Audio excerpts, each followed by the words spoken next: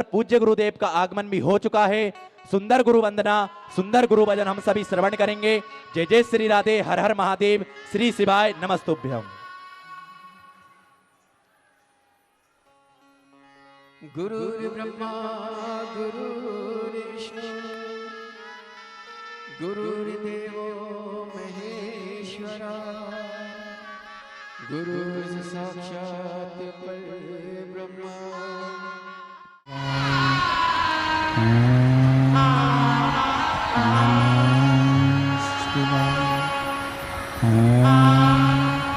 नमः शिवाय।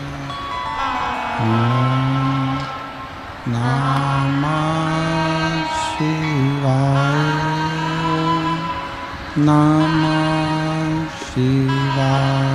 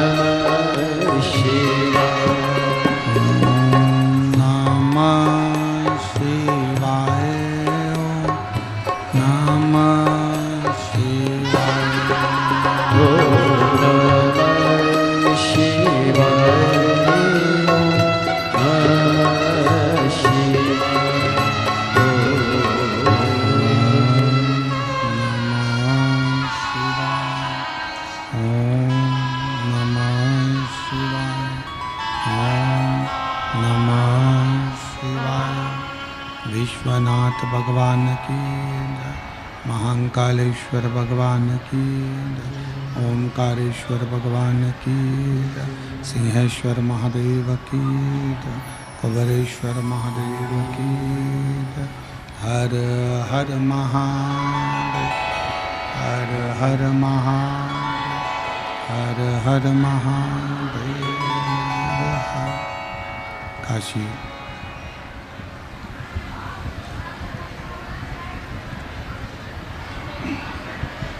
विश्वनाथ ओगरदानी त्रिकालदर्शी कैलाशी अविनाशी भगवान शिव, जिनकी पुनीत पावन शिव महापुराण की कथा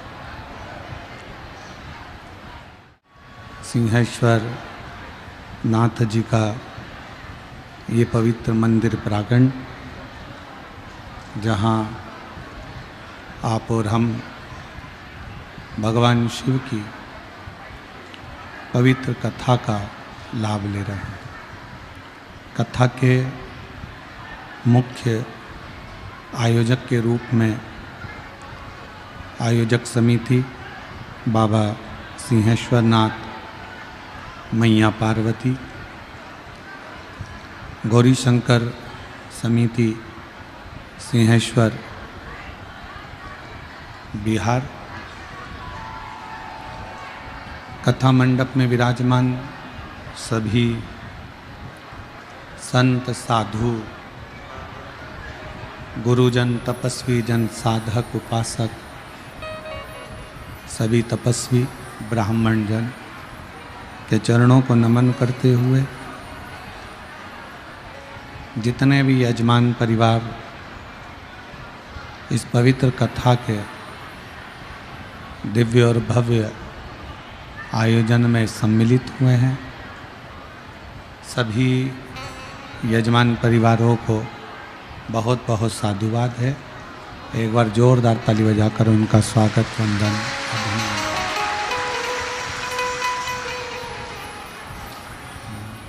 और तेरी कृपा बिना ना हिले एक भी लेते श्वास तेरी कृपा से बखान क्या करूं मैं रातों के ढेर का चपटी भभूत में खजाना हे गंगाधार मुक्ति द्वार ओंकार तू भोले ओंकार तू आयुष शंभु तार बखान क्या करूं मैं रातों के ढेर का चपटी भभूत में खजाना हे गंगाधार मुक्ति द्वार ओंकार तू भोले ओंकार तू आयुष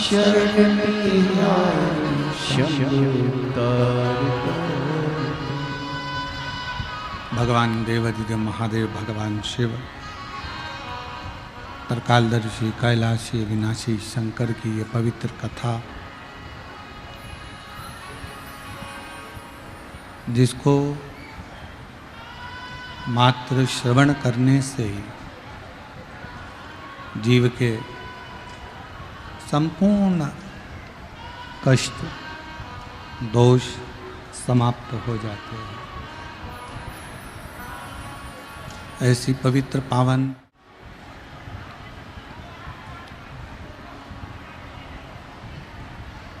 शिव जी को जल चढ़ाकर, बाबा देवादिदेव महादेव को जल चढ़ाकर क्या मिलेगा,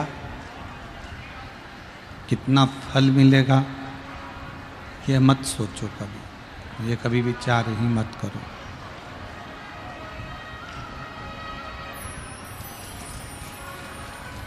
हम शिव जी के मंदिर में जाएंगे, हम भगवान शंकर के मंदिर में जाएंगे, हम शंकर भगवान के मंदिर में पहुंचेंगे, जल चढ़ाएंगे, कितना फल मिलेगा, क्या फल मिलेगा, इस पर हमारा ध्यान नहीं जाना चाहिए।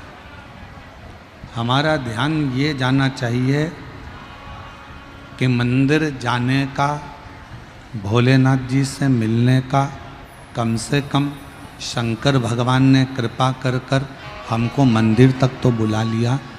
मंदिर तक बुला लिया मतलब हमारे सारे दुख बाबा काट ही गए।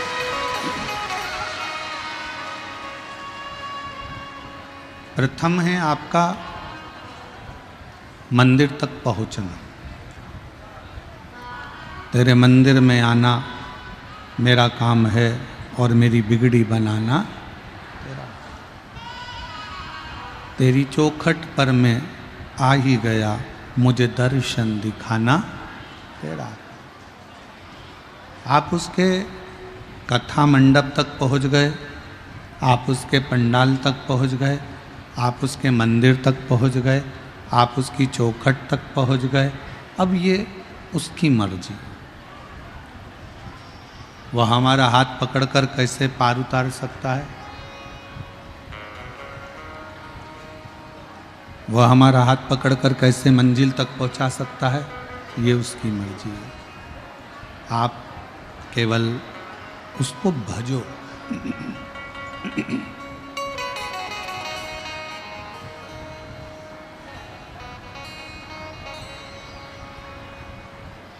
शिव जी को पाने के लिए कोई मंत्र की, कोई तंत्र की, कोई स्तोत्र की जरूरत नहीं पड़ती। भगवान शंकर को पाने के लिए केवल तुम्हारे भावों की जरूरत पड़ती है। मेरी इसमें कई जीजियां बैठी हैं, कई मेरे ऐसे जीजा बैठे हैं, कई जीजियां बैठी हैं, कई बेटियां बैठी हैं, कई बेटा बैठे हैं, जो हो सकता है कि कुछ पढ़ाई नहीं करें, हो सकता है कोई कॉलेज नहीं गई हो, कोई स्कूल नहीं गई हो, कोई बहुत एजुकेशन नहीं करी हो, बहुत उच्च पढ़ाई ना करी हो, और बहुत अच्छे कॉलेज में भी नहीं पढ़ पाए, बहुत अच्छे स्कूल में भी नहीं पढ़ पाए। पुराना जमाना था, हो सकता है नहीं गए।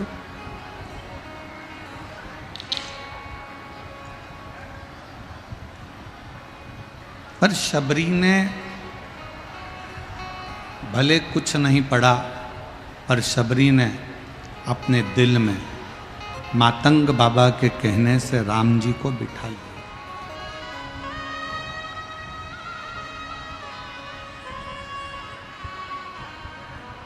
भले शबरी अम्बा ने कोई पढ़ाई करी ना करी, पर शबरी अम्बा ने मातंग बाबा के कहने से राम जी को अपने हृदय में बिठाया, अपने हृदय में विराजमान किए। शबरी अम्बा, माता शबरी ना मंत्र जानती हैं, ना तंत्र जानती हैं, ना विद्या जानती हैं, ना कोई उपासना जानती। माता शबरी को बस मातंग बाबा ने कह दिया था कि राम एक दिन तेरे दरवाजे पर आएंगे, तो बुआरी लगाती रहे, झाड़ू झाड़ती रहे।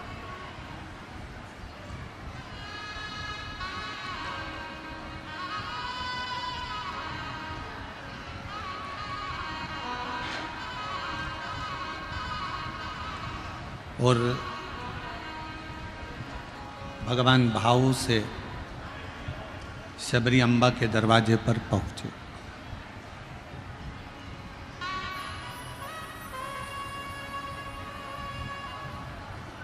वो कहते हैं ना,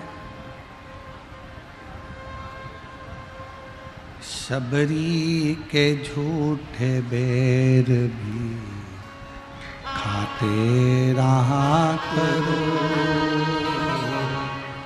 भक्तों के घर भी सांवरे आते रहा करो। हैं प्रेम से प्रभु छिल के भी खा गए, कहते हैं प्रेम से प्रभु छिल के भी खाते हैं। शबरी के झूठे बेर भी खाते रहा करो, शबरी के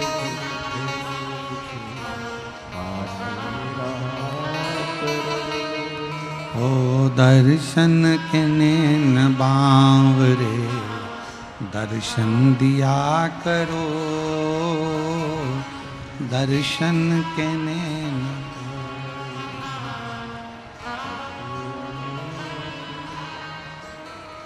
शबरी अम्बा, माँ शबरी, जिनके गुरु ने केवल एक बात कही, तुम्हें मंत्र नहीं आते, तुम्हें साधना नहीं आती, तुम्हें उपासना नहीं आती, तुम भजन नहीं जानते, तुम किसी कॉलेज में, किसी स्कूल में, किसी विद्यालय में नहीं पढ़े, पर एक बात याद रखो, झाड़ू लगाते रहना, रास्ता बुआरते रहना, रास्ता साफ करते रहना। और शिव पुराण भी तो यही कह रही है। मेरी जीजियों, शिव महापुराण क्या कह रही है? शंकर के मंदिर में एक लोटा जल चढ़ाने भी अगर तुम ना जा सको तो शंकर जी के मंदिर को झाड़ू लगाने चले जाया करो, थोड़ा पोछा लगा दिया करो, थोड़ी सफाई कर दिया करो। क्यों? हो सकता है हमारे जीवन में भी ना जाने कितनी कितनी तकलीफ़ें बहुत भाग्य में लिखी होगी, ना जाने कितना कितना कष्ट आपके हमारे जीवन में लिखा होगा। तो हम जब मंदिर में झाड़ू और पोछा करेंगे, जब मंदिर को हम साफ करेंगे, तो हमारे भाग्य में लिखी हुई वो बेकार रेखाएं भी एक दिन साफ हो जाएंगी।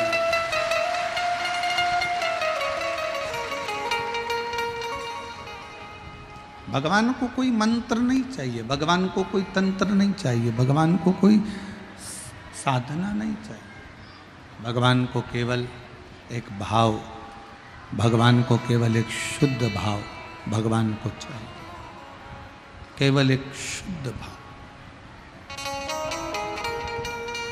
और शिव महापुराण की कथा तो कहती है कि शंकर को दिखावा प्रिय ही नहीं है।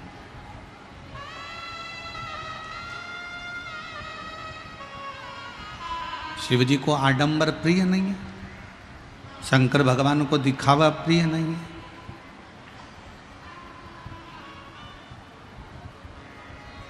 जरूरी नहीं कि आप मस्तक पर त्रिपुंड लगाओगे तो शंकर के भक्त कहलाओगे।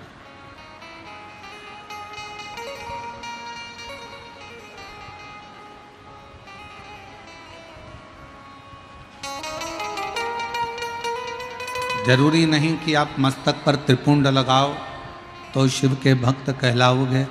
जरूरी नहीं कि आप जटा बढ़ाओगे तो भगवान के भक्त कहलाओगे। जरूरी नहीं कि आप वस्त्र का त्याग कर दोगे तो भगवान के भक्त कहलाओगे।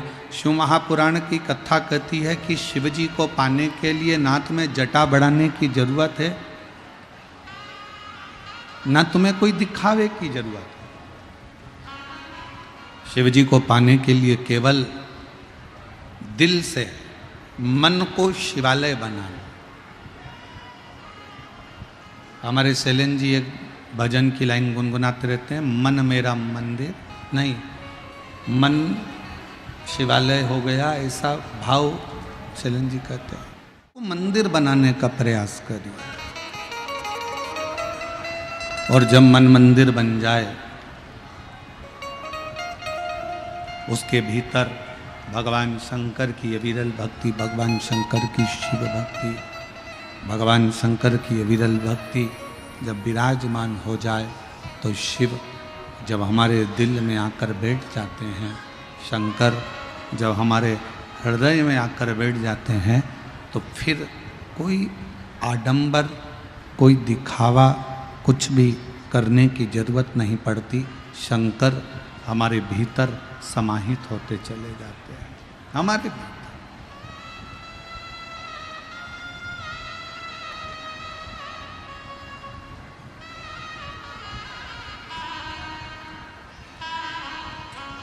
शिव को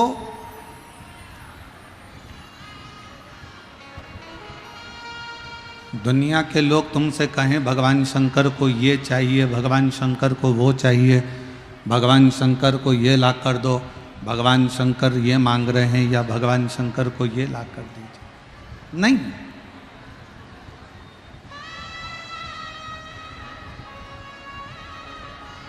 एक कितना सुंदर प्रसंग है। एक भानुमती नाम की एक महिला थी,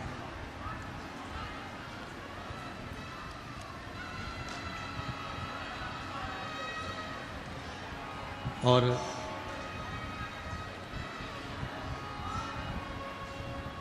उसके पति का नाम था रामनाथ।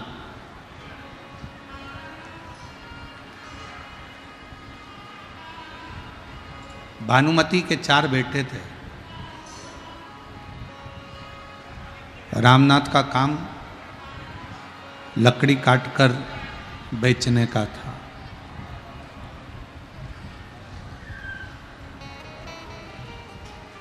रामनाथ लकड़ी काटता, बेचता और अपने घर का पालन करता, पोषण करता। 4 बच्चे हैं भानुमति के। आर्थिक स्थिति ठीक नहीं है।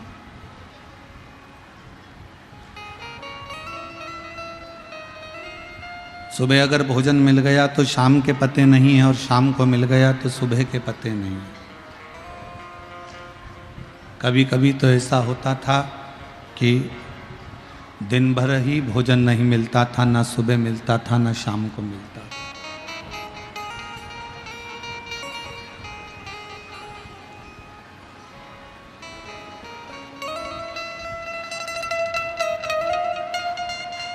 शिवरात्रि का त्यौहार आया। पूरे गांव के लोगों ने, सबने, पूरे गांव में सूचना कर दी कि कल शिवरात्रि का त्यौहार है और बाबा को दूध चढ़ेगा। और सबके घर से एक एक पात्र भराकर दूध आना चाहिए।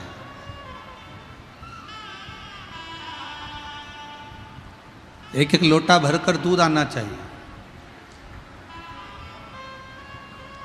रामनाथ लकड़ियां बेचकर आए। बारिश का समय था, थोड़ा सा पानी ज़्यादा गिर गया था तो लकड़ी सब गीली हो गई थी।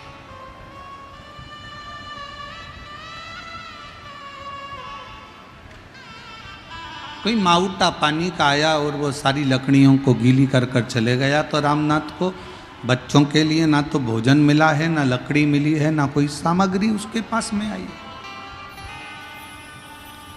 रामनाथ आए, तन का पिछोड़ा नीचे रखा, बैठकर अपनी पत्नी से कहने लगे, आज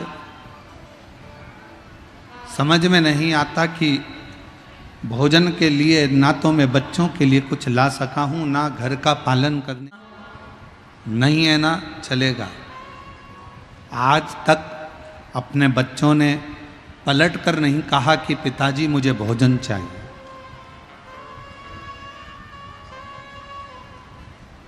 जब भोजन मिल जाता था बच्चे खा लेते थे, जब भोजन नहीं मिलता तो बच्चे भूखे रहते। आज तक हमारे बच्चों ने नहीं कहा कि हमें भोजन ला कर दो। 4 दिन हो जाएं, 5 दिन हो जाएं, 6 दिन हो जाएं, 8 दिन हो जाएं, बच्चे भूखे रह जाते, नहीं खाते, भूखे भूखे हैं।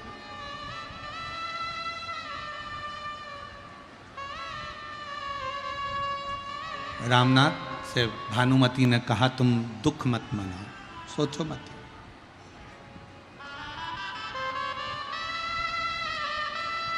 ये बड़ी सुंदर शिवरात्रि की कथा है। शिव महापुराण में वर्णन आता है कि इस कथा का स्मरण, जैसे कल सिंहेश्वर नाथ और स्थानेश्वर नाथ की कथा सुनी तो कहते हैं कि उस कथा को सुनने के बाद व्यक्ति के जीवन में बदलाव आ जाता है और व्यक्ति कभी भी नीचे की ओर नहीं जाता, उन्नति की ओर बढ़ता चले जाता है।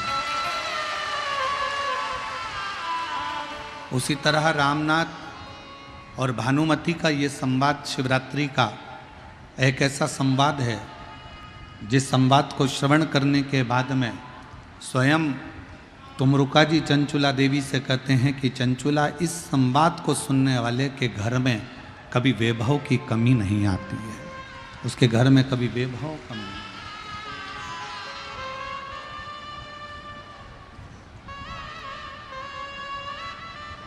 और जितने शिवभक्त लोगों को पानी बांट रहे हैं या टॉफ़ी बांट रहे हैं या पंडाल के अंदर कोई सामग्री बांट रहे हैं, उनसे कहेंगे बांटो, मना नहीं, पर जब कोई मूल संवाद चले ना तब आप भी बैठकर सुनो। बिहार में ये मौका बार बार नहीं लगता, ना जाने क्या बाबा ने कृपा करी जो सिंहेश्वर में ये मौका लगा है। उसको सुनो,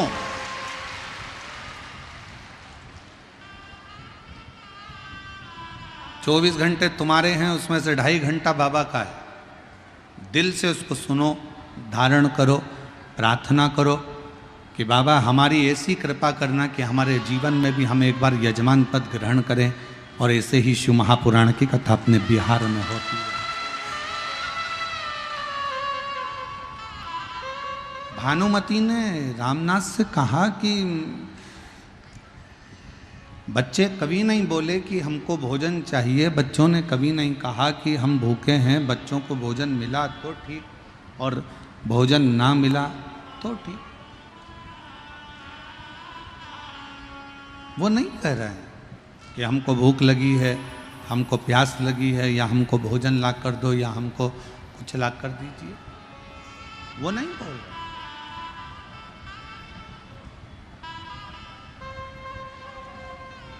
आप चिंता मत करो, छोड़ दो शिव पर। एक ज्ञान और एक व्यवहार, दो चीजें हैं। एक ज्ञान और एक व्यवहार, ये दो चीजें हैं।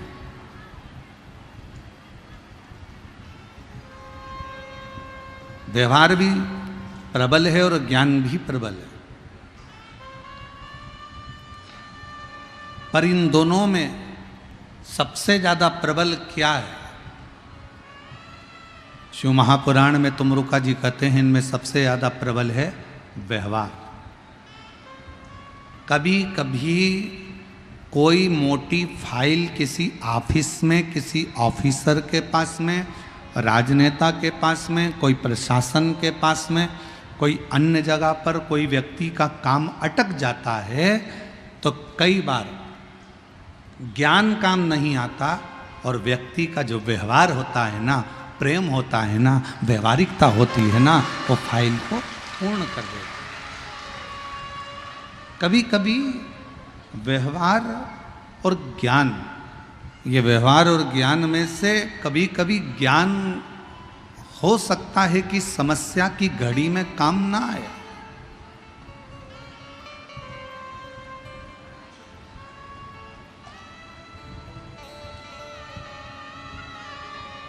और कभी कभी व्यवहार काम आ जाता है।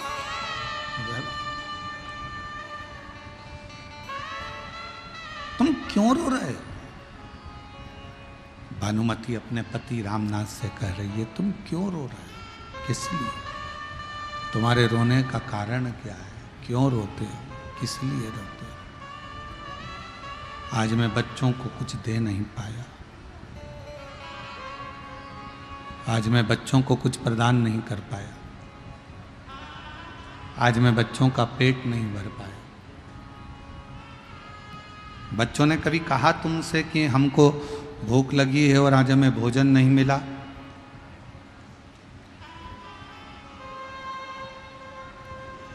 बच्चों ने नहीं कहा ना, तो फिर क्या रोना? घर का सबसे बड़ा संस्कार यही है। एक बेटी जब उसकी शादी हो रही हो, अपने पापा का चेहरा देखकर, अपने पिता का चेहरा देखकर बेटी अपने पापा के पास जाकर कह दे, बाबुल, ए बाबू, बाबूजी, पिताजी, मेरी शादी हो रही है, पर एक बात कहूँ पापा, इतना कर्जा मत कर लेना कि मेरे जाने के बाद तुम पूरी जिंदगी कर्जा चुकाते रहो। इतना कर्जा ना करिए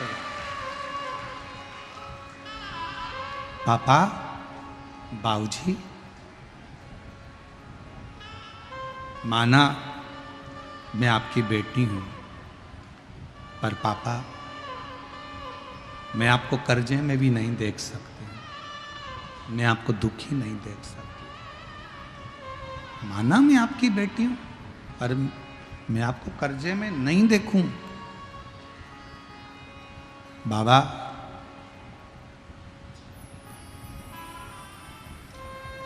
दुनिया कहती है कि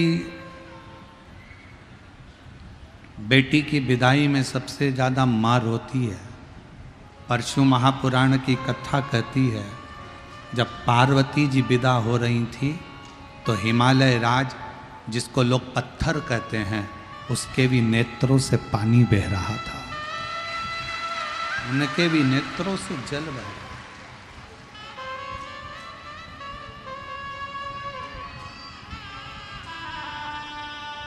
बेटा माँ को प्रिय होता है और बेटी पापा को, उसके पिताजी को प्रिय होती है, उसके बाबुल को प्रिय होती है, उसके पापा को प्रिय है। ये दुनिया की बड़ी विचित्र रीति है कि माँ जन्म देती है, पाल पोस कर बड़ा करती है, गर्भ में रखती है, 9 महीने तक माँ अपने पेट में रखकर अपनी बेटी की परवरिश करती है, पढ़ाती है, लिखाती है, उसको संभालती है। और वही बेटी एक दिन जब बड़ी होती है, युवान अवस्था में आती है, युवान अवस्था में जब आती है तो वही बेटी विदाई की ओर जब जाती है तो उस माँ से पूछना जिसने 9 महीने गर्भ में रखकर अपने कलेजे के टुकड़े को तुम्हारे हाथ में दे दिया हो, देख पूछो उससे।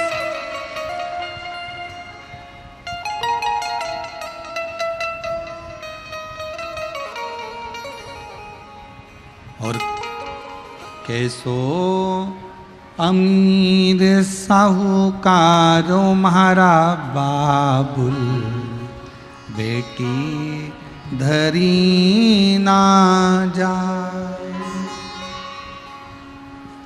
अरे मांग काटी का बाबुल हमको दीजे, और चूड़ी रतन जड़ायो रे म्हारा बाबुल, बेटी धरी ना जा।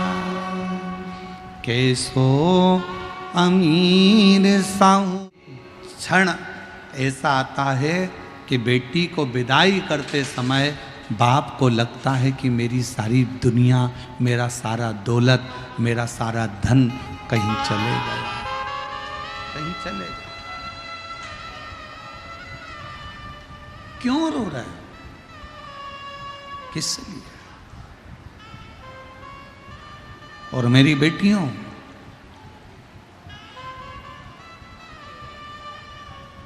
लोग कहते हैं कि बेटा पिंडदान करेगा तो माँ बाप को मोक्ष मिलेगा।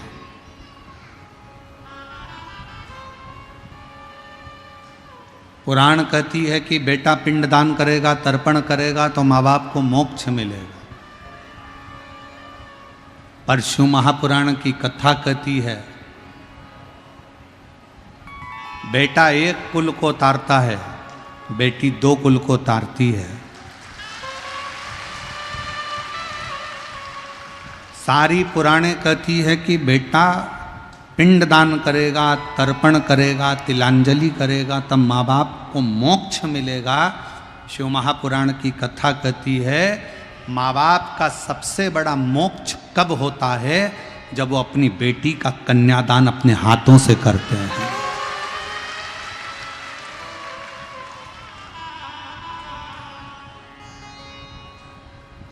तुम किसी भी कॉलेज में पढ़ो, तुम कितनी अच्छे स्कूल में पढ़ो, तुम्हारी दोस्ती चाहे किसी से भी हो, हमें दिक्कत नहीं है। पर बेटियों से निवेदन है, कितना भी अच्छा कॉलेज मिल जाए, कितनी भी अच्छे दोस्त मिल जाए, कितनी भी अच्छी तुम्हारी नौकरी लग जाए, पर एक बात याद रखना कि अपने माँ बाप को कन्यादान का मौका जरूर देना। किसी एरे गेरे नत्थु केरे के साथ मत चलो।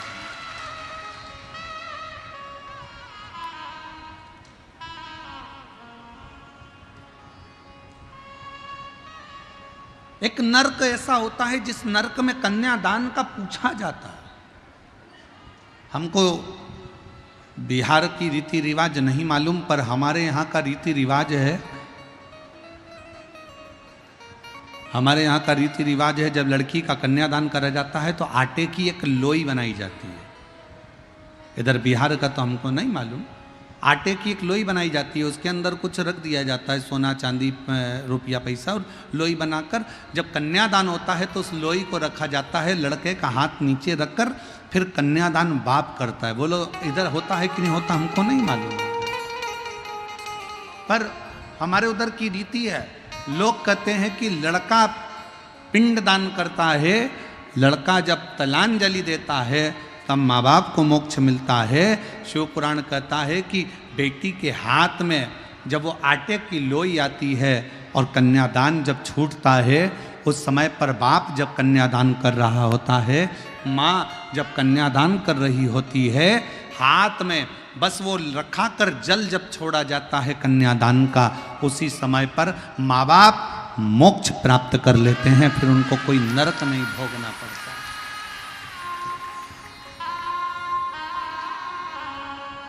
फिर उनको कोई नरक नहीं भोगना पड़ता।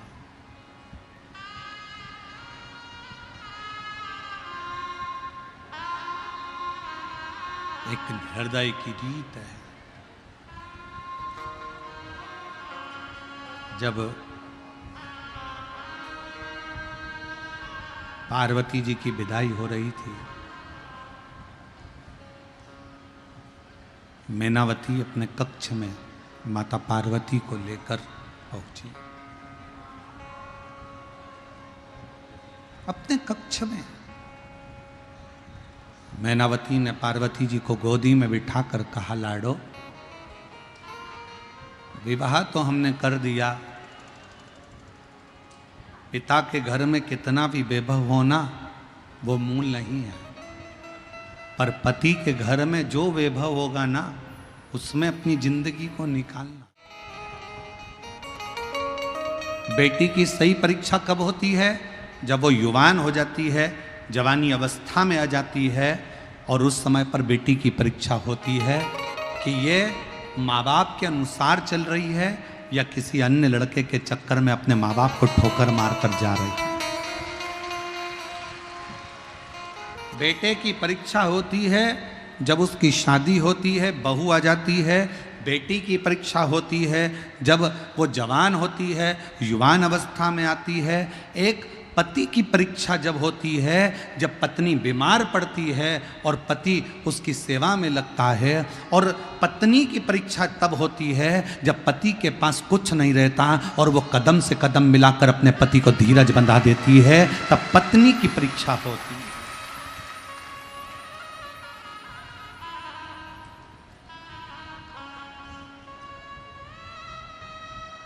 तब पत्नी की परीक्षा।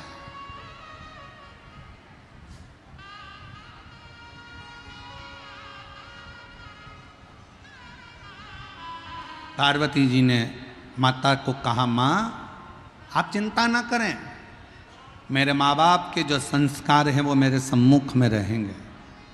सम्मुख?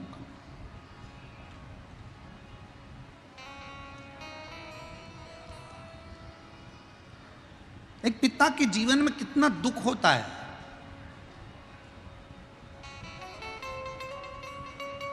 एक माँ के जीवन का जो दुख है वो माँ आंसू बहाकर निकाल देती है, पर बाप रोता भी नहीं है ऐसा।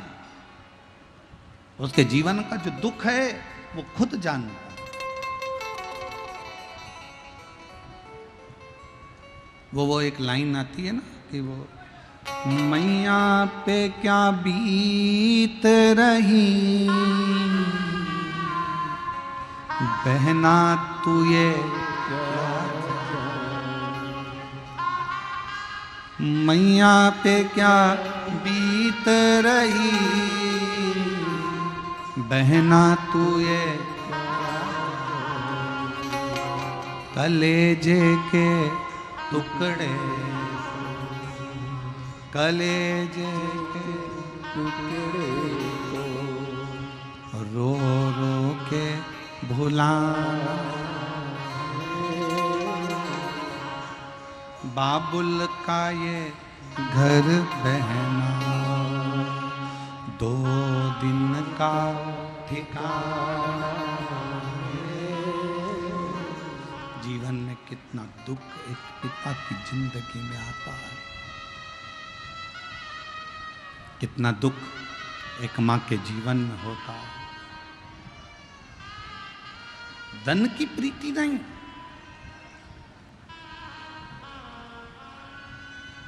ज्ञान और व्यवहार, ये दो है। ज्ञान और व्यवहार दो। कभी कभी ज्ञान पढ़ा कि पढ़ा रह जाता है और व्यवहार काम आ जाता है। कभी कभी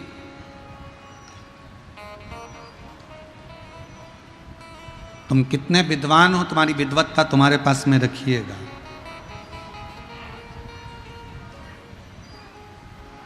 तुम कितने विद्वान हो, तुम्हारी विद्वत्ता तुम्हारे पास रखिएगा। कभी कभी एक अनपढ़ व्यक्ति भी सही कार्य कर कर चला जाता है और विद्वान पढ़े लिखे भी कई बार धरे की धरे रह जाते हैं। फिर निवेदन करूं, तुम्हारे पिताजी 10वीं पढ़े, 5वीं पढ़े, 6ठी पढ़े कि बिल्कुल नहीं पढ़े, अनपढ़ हैं। तुम्हारी माता 8वीं पढ़ी, 10वीं पढ़ी कि कॉलेज पढ़ी कि बिल्कुल अनपढ़ है। तुम्हारे माता पिता भले नहीं पढ़े पर तुम्हें तुम्हारे माँ बाप ने पढ़ा लिखा कर बाबू तो बना दिया। ये सामर्थ्यता है, ये उसकी सामर्थ्यता है। वो 8वीं तक पढ़ी है, वो 5वीं तक पढ़ी है, वो अनपढ़ है, वो अंगूठा टेक है, पर उसने अपने बच्चों को तो पढ़ाया है ना। अब देखा ये जाएगा, वो अंगूठा टेक माँ, वो अंगूठा टेक पिता अपने बेटे को इंजीनियर, डॉक्टर, अपने बेटे को सब कुछ बना देता है।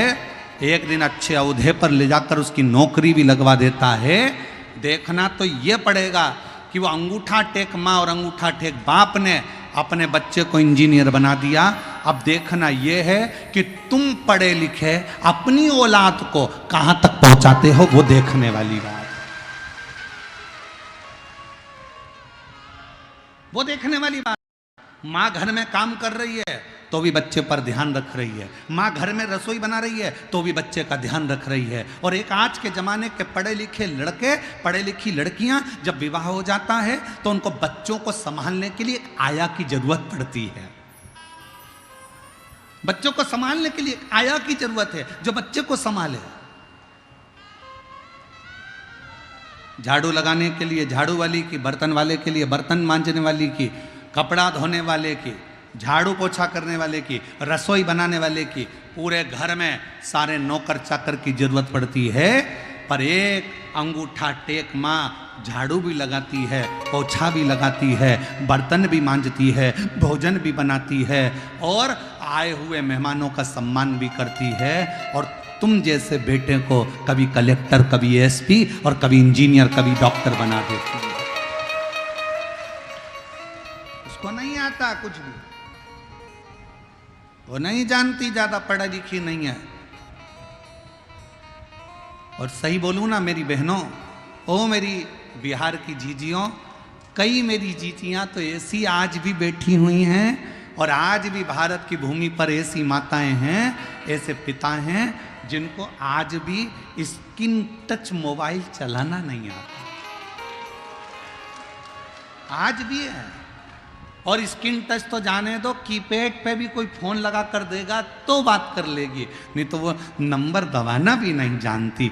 ये जो पीढ़ी है ना, जिसका दर्शन आज तुम कर रहे हो ना, ये पीढ़ी का दर्शन आने वाले समय में नहीं होगा। आने वाले समय में तो ऐसे बच्चे पैदा हो रहे हैं कि जब तक उनके हाथ में मोबाइल नहीं दो तब तक मुंह में एक निवाला नहीं लेते हैं।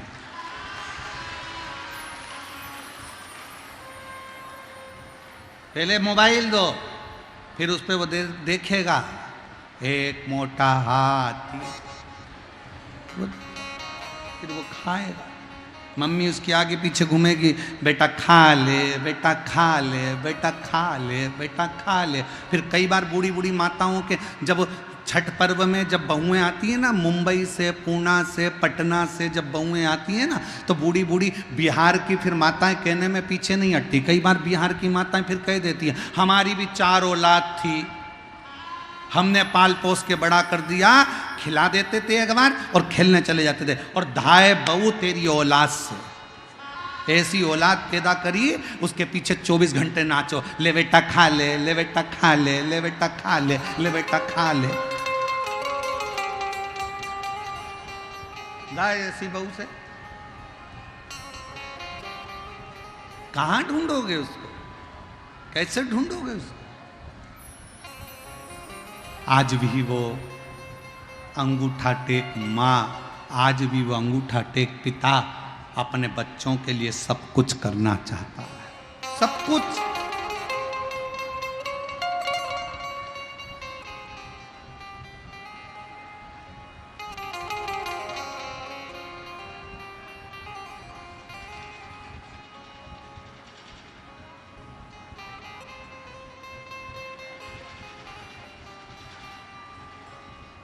और जितने पढ़े लिखे लड़के बिहार से गए हुए, जितने बेटा बेटियां, तुम चाहे मुंबई रहो, चाहे पुणे रहो, चाहे विदेश में रहो, चाहे देश में रहो, जहां तुम्हारी मर्जी पड़े, जहां बिहार के ये बच्चे अपनी पत्नी और अपने बच्चों के साथ रह रहे हैं, मैं उनसे निवेदन करूंगा, आप भले वहां तुम्हारा बंगला बनाओ, चाहे कोठी बनाओ, पर तुम्हारे बूढ़े माँ बाप जिस गांव में रहते हैं ना, एक बार साल में 2 बार अपने माँ बाप के पास आकर पूछा करो, बाबूजी कोई चीज की जरूरत हो तो मैं बनवा देता हूं। बोली एक बार, मेरे को साड़ी दिला, मुझे हाथ की चूड़ी दिला। जितनी मेरी जीजियां बैठी हैं, इन्होंने कभी अपने बेटों से नहीं कहा कि मुझे साड़ी दिला, मुझे चूड़ी दिला। पति से जरूर बोली, पर अपने बेटों से नहीं बोली। और उल्टा बेटों को जरूरत पड़ी तो माँ ने अपनी अलमारी खोलकर निकाल कर दे दिया, पर माँ ने कभी अपने बच्चों से नहीं कहा कि मुझे कुछ दिलाओ, मुझे नहीं चाहिए। एक माँ कहती है मेरे पास में सब कुछ है, मेरा पति है मेरे पास में, मेरी दौलत है मेरे पास में, और मेरा ये परिवार मेरे पास में है, तो मैं क्या करूंगी इस संपदा का, क्या करूं? संपदा का क्या करना है मुझे? शिव महापुराण की कथा कहती है, ज्ञान का अभिमान ना करिए,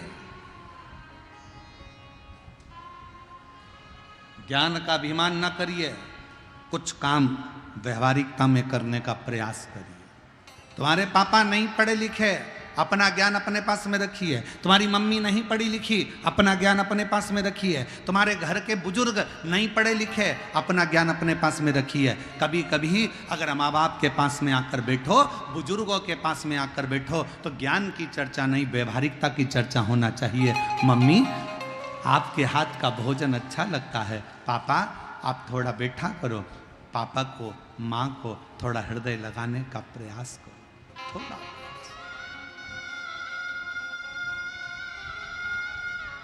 थोड़ा सा प्रयास।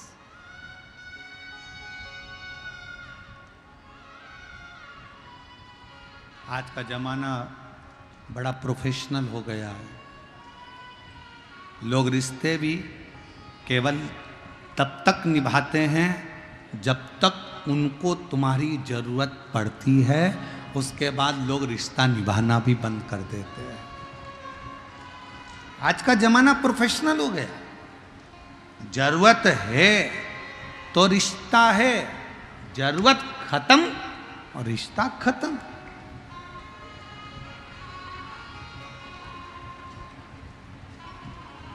संबंध व्यवहारिकता का संबंध। भानुमति ने रामनाथ से कहा, क्यों चिंता करते हो, अपने बच्चे हैं, आप चिंता ना करिए, आप टेंशन मत लो, आप चिंता मत करो, ये अपने बच्चे हैं, भोजन मिला तो ठीक है, नहीं मिला तो ठीक है। ये आपसे कभी नहीं कहेंगे कि हमें भोजन मिला कि ना मिला, हमें कुछ मिला कि नहीं मिला, ये कभी नहीं कहेंगे, आप टेंशन मत लो। दरवाजा बजाया गया, आवाज लगाई।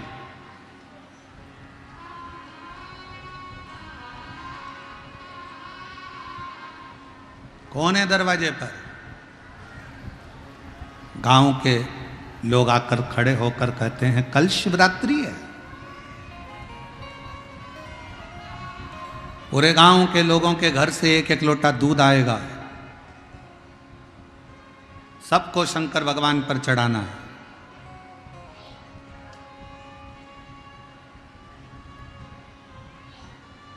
रामनाथ, तुम्हारे घर से भी एक लोटा दूध शंकर जी के मंदिर में शिवालय में एक चढ़ाने के लिए आना चाहिए। अब गांव के पटेल खड़े हों, गांव का सरपंच खड़ा हो, गांव का कोई विद्वान खड़ा हो, तो उनको पलटकर ये थोड़ी ना कहा जाता कि मेरे पास में कुछ नहीं है। ठीक है साहब, चढ़ाऊंगा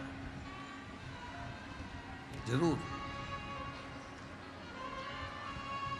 जब तुम्हारे दरवाजे पर कोई कुछ लेने के लिए आए ना, तुम्हारे दरवाजे पर अगर कोई कुछ लेने के लिए आए तो बिल्कुल कभी ये मत बोलो कि मेरे पास कुछ नहीं है, मैं नहीं दे सकती, मेरी तो इतनी बेकार परिस्थिति है, मैं कहाँ से लाके दूंगी, मेरे पास तो 1 रुपया नहीं है। नहीं, उससे कहो आप चिंता मत करो, आप कार्यक्रम करो, जब मेरा बाबा मुझे देगा ना तो मैं झोली भरकर तुम्हारे दरवाजे पर डालकर चली जाऊंगी, तुम चिंता मत करो।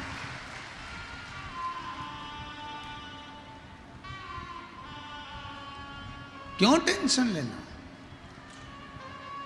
क्यों चिंता करना?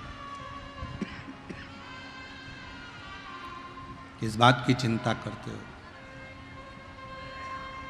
आप परेशान मत हो। दरवाजा बजाया गया, गांव के लोगों ने आकर कहा कि रामनाथ, अरे रामनाथ, कल शिवरात्रि है और सबके घर से 1 लोटा दूध आएगा, शंकर भगवान को सब अपने अपने घर से लाकर चढ़ाना है, शिवरात्रि का त्यौहार मनाना है, शिवरात्रि का त्यौहार मनाना। रामनाथ ने कहा ठीक है प्रभु। सब चले गए गांव के लोग। पत्नी और पति को रात भर नींद नहीं आ रही, पूरी रात हो गई, चिंता में पड़े पड़े, टेंशन में पड़े पड़े, पूरी रात हो गई, पूरी रात। बच्चे सो रहे हैं। पति ने, रामनाथ ने अपनी पत्नी से कहा कि बच्चे 2 दिन के भूखे हैं, उनको भोजन नहीं मिला तो दूध कहां से लाऊंगा?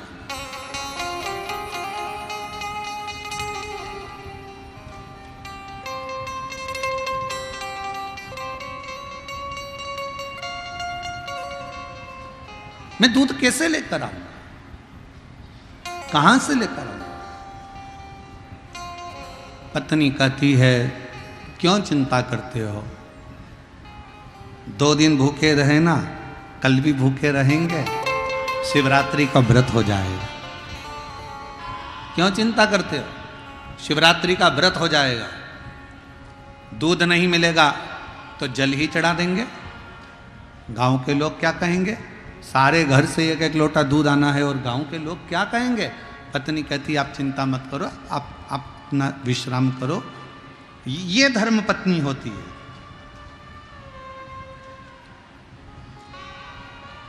कितना भी कर्जा हो जाए, धर्म पत्नी खड़ी होकर कह दे चिंता मत करो, कमाएंगे जब देंगे।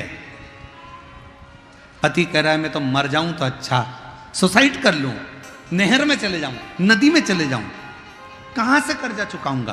पत्नी उस जगह पर खड़े होकर कह दे तुम्हें चिंता करने की जरूरत नहीं है, जब आएगा तब देंगे। मरने का प्लान छोड़ो और व्यापार आगे कैसे बढ़ाना है, उन्नति की ओर कैसे बढ़ना है, अपन को कितनी मेहनत करना है, उस पर ध्यान दिया जाए।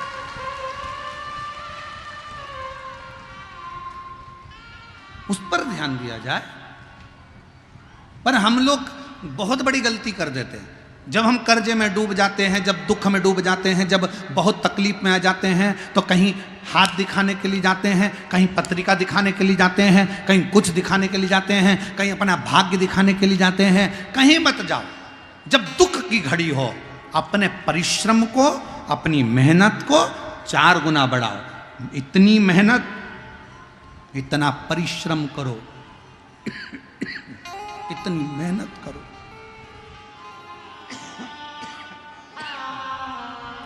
इतना परिश्रम, इतनी मेहनत करो, इतना परिश्रम करो और भगवान पर विश्वास रखो, भरोसा रखो, सफलता मिलेगी जरूर। भटक रहे हैं, भटक रहे हैं। और लोगों ने क्या कहा, किसी के यहाँ पूछने गए, साहब हमारे यहाँ इतना तकलीफ क्यों है, तो कह दिया तुम्हारी पड़ोसन ने, तुम्हारे रिश्तेदार ने तुम्हारे ऊपर कुछ कर दिया, इसलिए तुम दुखी हो। तो उससे कहो इसको सही कर दो, जो पड़ोसन ने हमारे ऊपर करा तुम पड़ोसन पे कर दो, करो तो सही। भाई संसार में किसी की सामर्थ्यता नहीं है कि कोई किसी के ऊपर टोना कर दे, किसी की सामर्थ्यता नहीं है। अगर टोना करने वाले होते तो बड़ी बड़ी फैक्ट्रियों वालों पर करते हैं। तुम्हारी छोटी सी पान की दुकान पर कोई टोना नहीं करता, जिसमें 10 रुपए की कमाई होती हो, 20 रुपए की कमाई होती हो, उसमें क्या टोना करेगा कोई। ये हमारे भाग्य का खेल है, ये हमारी किस्मत का खेल है। हम परिश्रम से थोड़ा सा डाउन हुए इसलिए डाउन पर चलेगा।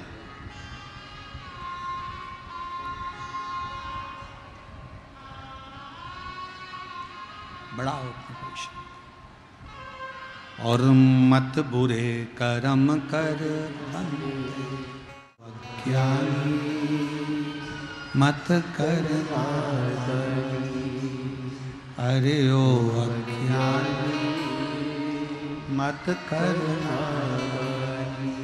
तेरे कर्म का फल भी तू ही पाएगा, जैसा इसकी आवाज बढ़ाओ अंदर के मत बुरे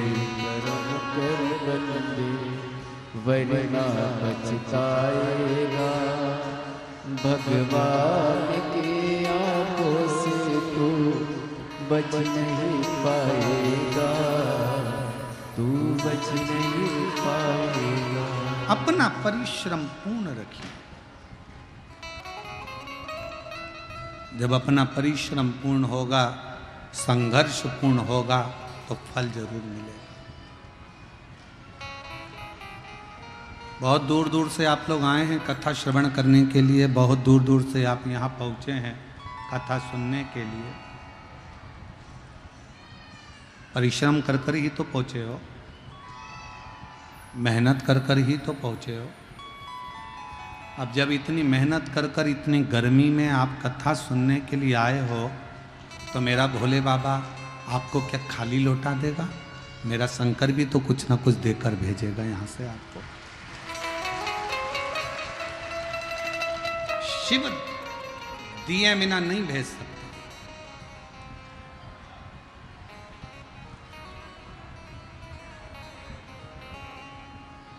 शंकर दिए बिना नहीं भेज सकते। एक पत्र अच्छा है, देखिए।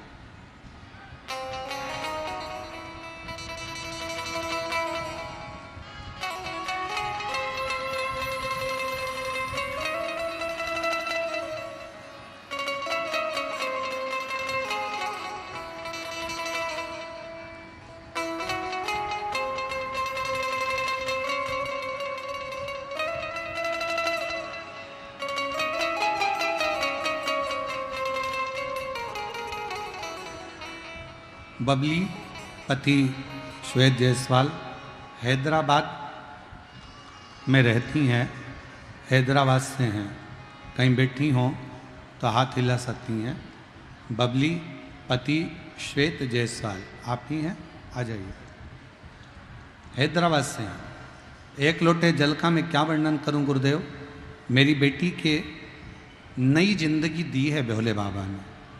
मेरी बेटी आद्या जायसवाल जब वो 2 साल की थी तो उसके चेहरे पर एक दाग आ गया था, और वो दाग चेहरे पर डॉक्टर के हिसाब से ये दाग पूरे शरीर पर फैल जाता है, और दाग आया। अब मैं करूं तो करूं क्या। जितने डॉक्टरों को दिखा सकते थे दिखाया, पर वो दाग सही नहीं हो रहा था। डॉक्टर एक ही बात कहते थे कि ये दाग धीरे धीरे पूरा शरीर सफ़ेद कर देता है, पूरा शरीर बेकार कर देता है। मेरी मम्मी जो आपकी कथा सुनती हैं, उन्होंने मुझे आपकी कथा के बारे में बताया और रोज़ शिवालय जाकर 1 लोटा जल चढ़ाती, कुछ उपाय करने को कहा, मैंने वो करा। रोज़ शिवालय जाने लगी, लेकिन उपाय नहीं कर पाई, हैदराबाद में उसकी सुविधा नहीं थी। फिर अचानक किसी कारण मेरा पति का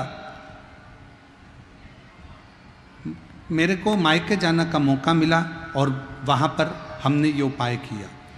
पूर्णिमा की रात्रि को गाय का आपने कहा था कि बछड़ा जब दूध पिए, दूध बछड़े के मुख पर आ जाए, उस फेन को चम्मच में निकाल लो और जहाँ सफ़ेद दाग हो गया है या शरीर पर दाग हो गया है, वहाँ उस दूध को पूर्णिमा की रात्रि को लगाओ। रात्रि को थोड़ी देर लगाने के बाद चंद्र की रोशनी में रखने का शिव जी के नाम का श्री शिवाय नमस्तुभ्यम का उच्चारण करो और फिर स्नान करा दो। हमने हमारी बेटी के साथ में वही पूर्णिमा वाला उपाय किया और बाबा की कृपा से आज मेरी बेटी का पूरा शरीर मात्र 15 दिन के अंदर ही ठीक हो गया। मैं बाबा को यहाँ प्रणाम करने के लिए, मैं शिव को नमन करने। ग्राम राटन, पोस्ट बगरस, थाना बखरी, जिला बेगूसराय, बिहार की रहने वाली हूँ। कहीं बैठी हो तो बेलपत्र लेने के लिए आ सकती हैं। मेरा मोबाइल नंबर ये है। गुरुजी, मैं बाबा का क्या गुणगान करूँ। काफ़ी हताश और परेशान थी बाबा। हमारा नाती 4 वर्ष का हो गया, परंतु कुछ भी बोलता नहीं था। बहुत सारे डॉक्टरों से दिखाया, कुछ सुधार नहीं हुआ।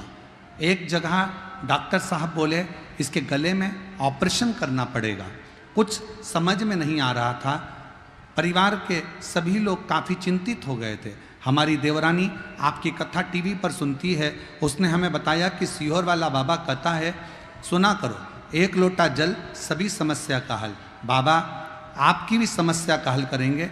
शिव कथा में कुंदकेश्वर महादेव के नाम लेती, शंकर जी को चढ़ा हुआ जल लाती और बच्चे को पिला देती, बच्चे के चेहरे पर गले में लगा देती। मैं बाबा का क्या गुणगान करूं गुरुदेव। जो बच्चा डॉक्टर के हिसाब से बिना ऑपरेशन के बोल नहीं सकता था, उसको ऑपरेशन की जरूरत नहीं पड़ी और आज मेरा बच्चा 4 साल का पूरा बोलने लगा। मैं बाबा को प्रणाम करने के लिए आई हूँ, बाबा को नमन करने के लिए।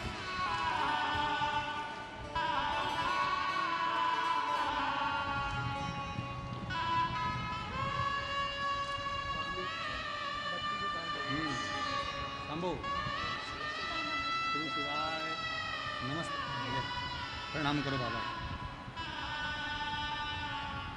बेटी के चेहरे पर दाग आ गया था और डॉक्टर के हिसाब से वो पूरे शरीर पर फैलता जा रहा था, पर शिव कृपा से बेटी ने आकर पूर्ण तरह से शंकर पर समर्पित होकर आज पूरे शरीर का दाग समाप्त हो गया। एक बार जोरदार ताली बजाकर स्वागत।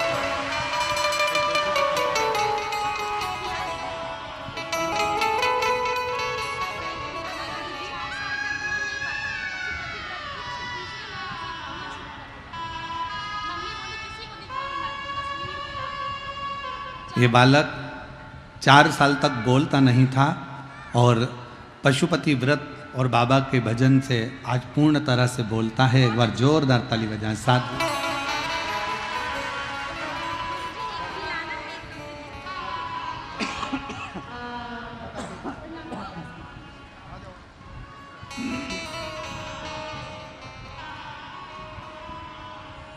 और लुटा दिया भंडार काशी वाले ने, कर दिया माला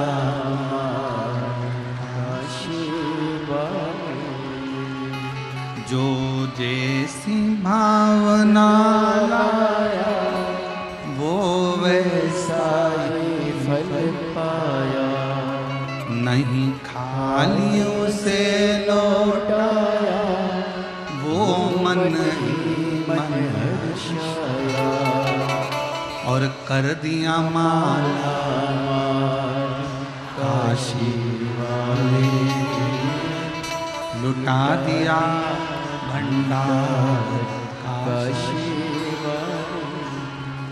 शिव पर आश्रित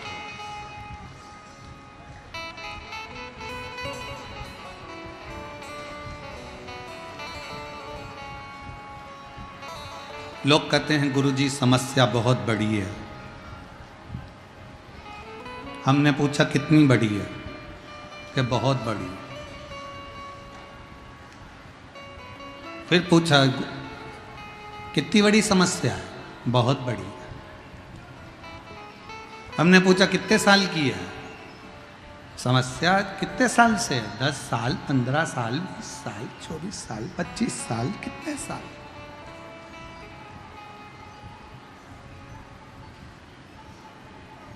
कहा गुरुजी बहुत समस्या, बहुत बड़ी समस्या।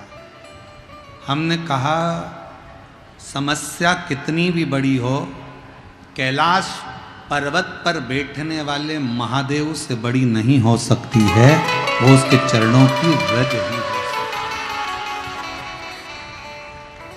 वो आश्रित होकर शंकर की शरणागति लेकर उसको भज रहे। क्या सोचना, क्या विचार करना?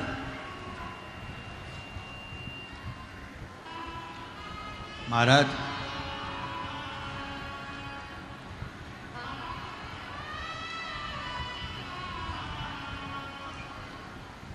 शंकर भगवान के मंदिर में जब जाओ तो पूर्ण भरोसे के साथ, और शंकर की कथा में आओ तो पूर्ण भरोसे के साथ।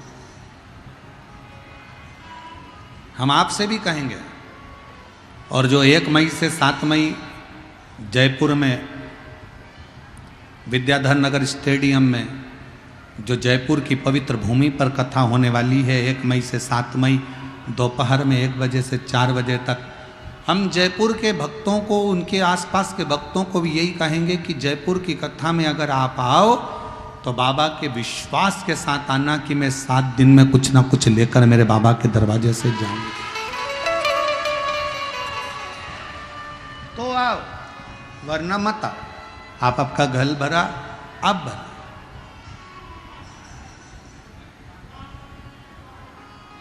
आश्रित होकर चलो।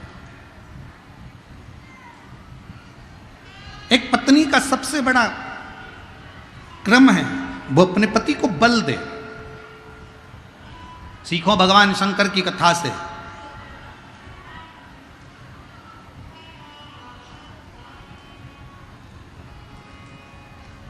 महिषासुर को मारना था,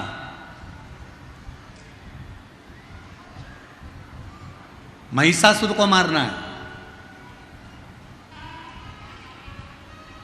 देवताओं ने एकत्रित होकर विचार करा कि इसको मारेगा कौन। कहा इसको वही मार सकता है, इसने वर में मांगा है कि मैं किसी स्त्री के हाथ से मरूं। तो इतने में भगवान ब्रह्मा जी बोले कि, भगवान विष्णु बोले कि एक काम करो ब्रह्मा जी, तुम्हारी धर्मपत्नी ब्रह्माणी को कह दो कि वो महिषासुर को मार दो। ब्रह्मा जी बोले मेरी पत्नी ब्रह्माणी महिषासुर को नहीं मार सकती। क्यों? क्योंकि ब्रह्माणी ने मुझे श्राप दिया है कि पूरी पृथ्वी पर मैं केवल एक जगह पर पूजा जाऊंगा, वो पुष्कर की भूमि है। ब्रह्माणी का मुझे श्राप लगा है। पत्नी अपने पति को अपशब्द कर रही है तो धर्म पत्नी कैसे महिषासुर को मार सकती है? तो ब्रह्मा जी ने कहा भगवान विष्णु से, आप लक्ष्मी जी से कह दो कि महिषासुर को मार दे। भगवान विष्णु ने कहा लक्ष्मी महिषासुर को नहीं मार सकती, क्योंकि लक्ष्मी ने मुझे श्राप दिया था कि घोड़े का मुंह लगेगा।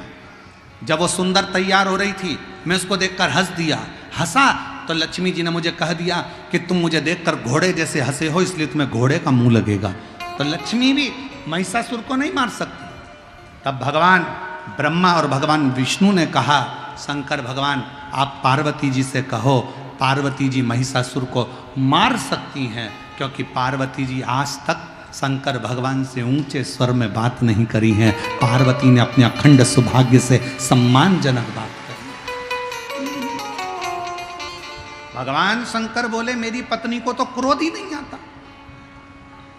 शिवजी बोले मेरी पत्नी को गुस्सा नहीं आता। भगवान विष्णु ने कहा कुछ भी करो पर पत्नी को गुस्सा तो दिलाना पड़ेगा, चाहे कुछ भी हो जाए। तो शंकर भगवान कहने लगे मैं प्रैक्टिकल करके देखता हूं, तुम बताओ कि गुस्सा कैसे दिलाएं।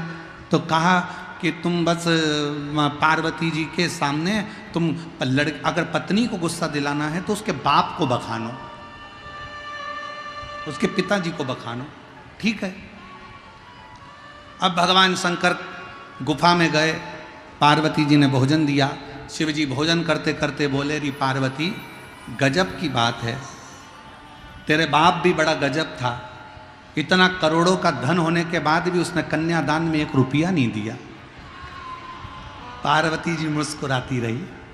पार्वती जी ने पूछा क्या क्या चाहिए था कन्यादान में? अरे कम से कम सोफा देता, अलमारी देता, फ्रिज देता, कूलर देता, वॉशिंग मशीन देता, इतना सारा सामान देता। तो इतने में पार्वती जी बोली, मेरा बाप तो सब कुछ दे देता, तुम रखते कहाँ कैलाश में कि शमशान में? रखने की जगह हुआ था सती का। तू अपने पिता दक्ष प्रजापति के यहाँ गई थी, तेरे बाप ने तेरा सम्मान नहीं करा, आखिरी में तुझे जलकर भस्म होना पड़ा। इतने में तो पार्वती को आ गया क्रोध, बाहर निकली बर्तन रखने के लिए, सामने था महिषासुर और देखकर हंस दिया। इतने में तो जगदम्बा टूट पड़ी उस महिषासुर के ऊपर। अब क्या सीखे इस कथा में? इस कथा से क्या सीखे तुम? कि झगड़ा किसका हो रहा था? जम के बोलो, पति और पत्नी का। बीच में कौन आ गया? महिषासुर। तो मेरा निवेदन है, जब भी पति पत्नी झगड़ा करे, आपस में लड़े, सास और ससुर से निवेदन है तुम बीच में कभी मत आओ।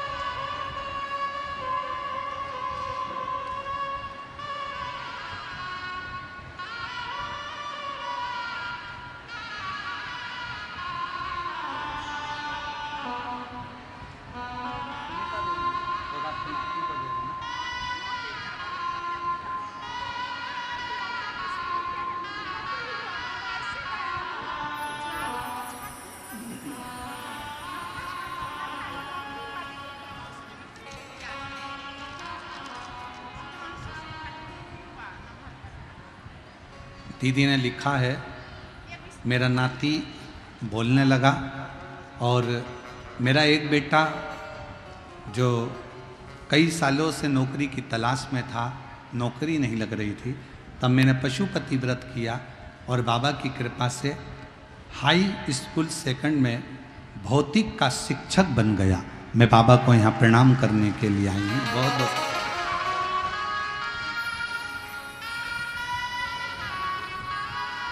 शिव कथा कर रही।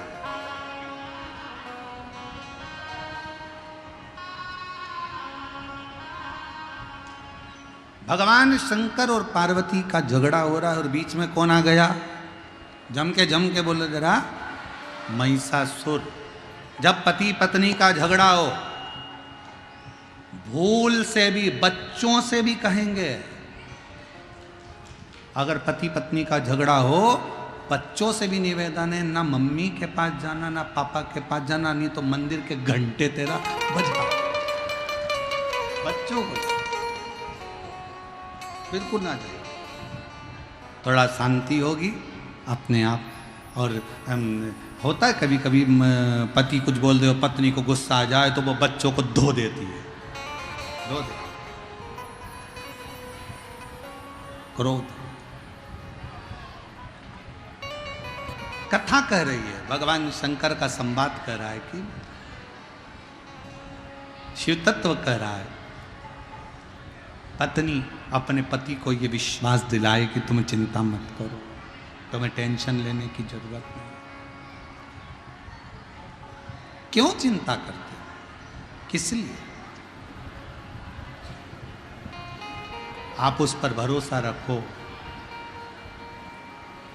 जरूर।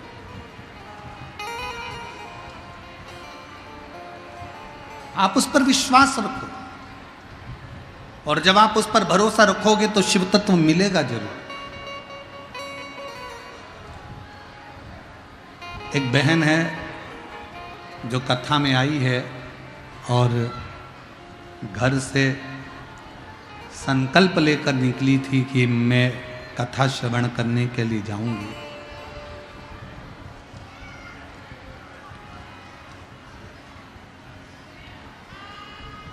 पंडाल में 3 दिन हो गए, उसको जगह नहीं मिली कहीं बैठने के लिए, तो कहीं बाहर रोड पर बैठी रहती है और उसकी एक ही ललकता है कि किसी भी तरह से एक बार गुरु जी को देख लूं और व्यासपीठ को नमन कर लूं। महाराज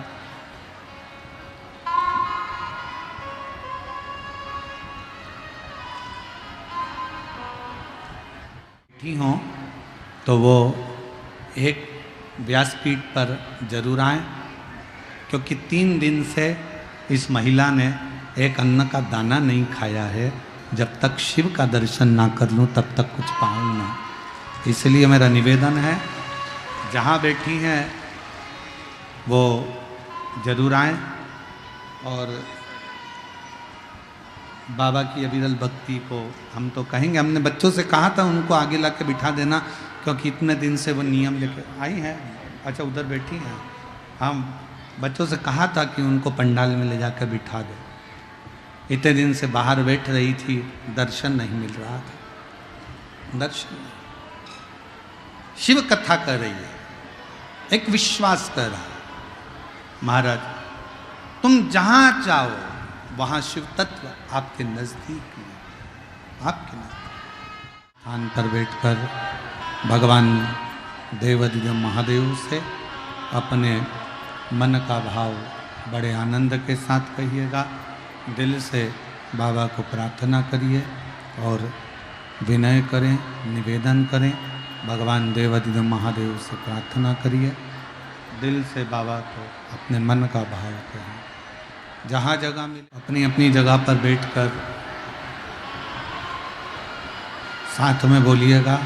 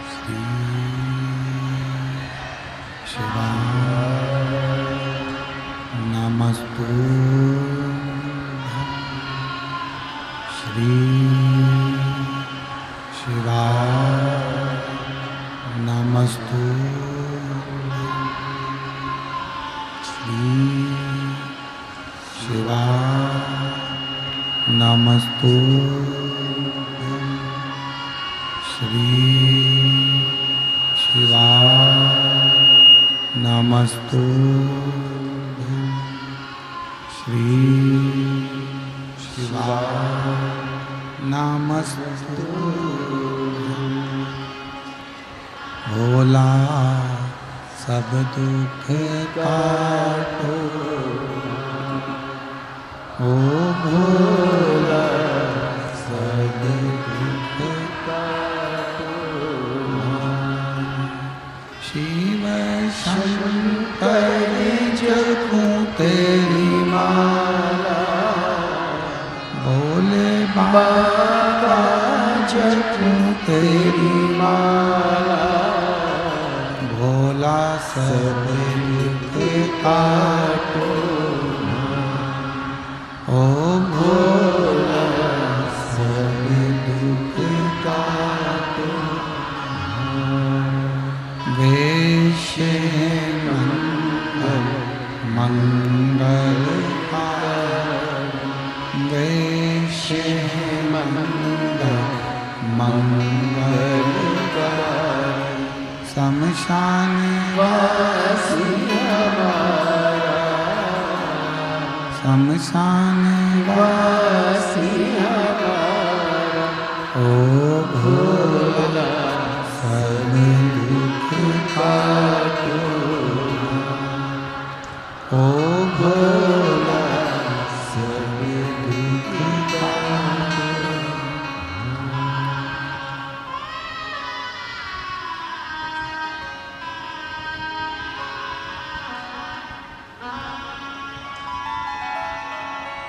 भगवान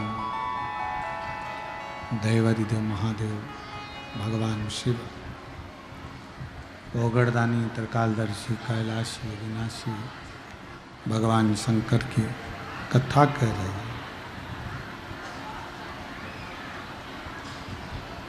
धर्मपत्नी भानुमति अपने पति रामनाथ से कहती है कि क्यों चिंता करते हो, किस लिए, क्या टेंशन लेना, क्यों चिंता करना।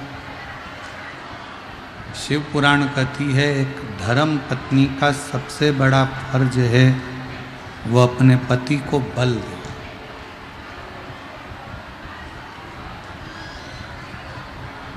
दुख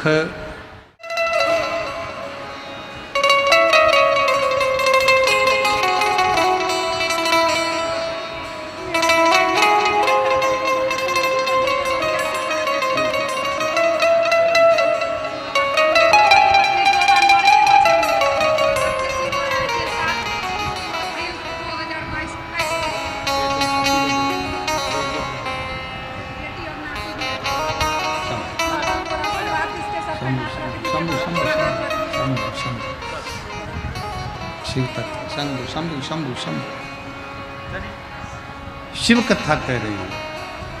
भगवान शंकर का संवाद, भगवान शिव का संवाद कर रहा है, शिव तत्व कह रहा है। नहीं नहीं बस बस बस हाथ में लगा दो।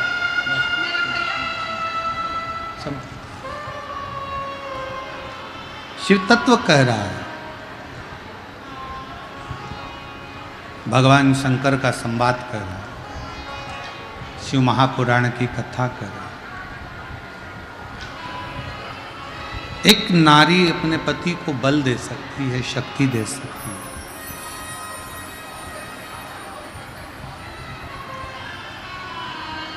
और वो शक्ति स्वयं जगत जननी जगदम्बा अम्बा माँ दुर्गा भवानी भगवान शिव को भी देती है। ऐसा नहीं कि केवल एक आप ही ऐसी स्त्री हो जो अपने पति को बल दे सकती हो। माँ दुर्गा भवानी भी अपने पति भगवान शिव को बल देती हैं। माँ लक्ष्मी नारायण को बल देती हैं। ब्रह्माणी ब्रह्मा को बल देती हैं। झारखंड में जब आप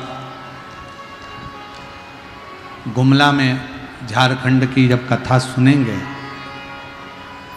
11 मई से 17 मई तक की, तो उस कथा में आप स्मरण करेंगे कि भगवान शंकर की जो बेटियां हैं, उन शिवजी की बेटियों के जीवन में कितना कितना कष्ट आया और उन बेटियों ने अपने पति का साथ देकर शिव की कृपा से, शंकर की करुणा से अपने जीवन के सारे दुखों को समाप्त कर।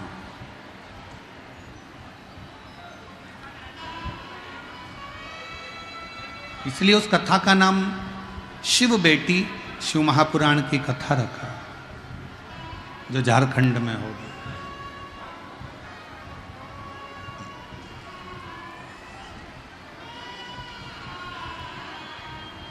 भानुमति ने कहा चिंता मत करो, छोड़ो शिव, विश्राम करो। सुबह उठे, आज बच्चों ने कहा माँ 2 दिन से अन्न का दाना नहीं मिला, आज बहुत भूख लग रही है माँ, कुछ मिल जाता तो हम पा लेते। माँ ने कहा बेटा आज तो शिवरात्रि है और आज तो भोजन अपन करते ही नहीं, आज तो व्रत है।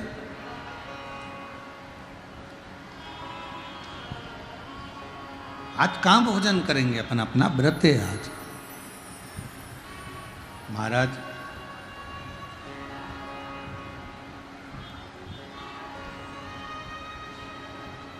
चारों बच्चे पार्थिव शिवलिंग का निर्माण करने लगे। कल कथा में कहा था मन घबराओ नहीं, भोलेनाथ मिलेंगे कभी ना कभी। वो जल में मिले वो थल में मिले, आकाश में मिलेंगे कभी ना कभी। मन धीर धरो घबरा, थोड़ा सा धीरज बांध कर रखना, शिव मिलेगा।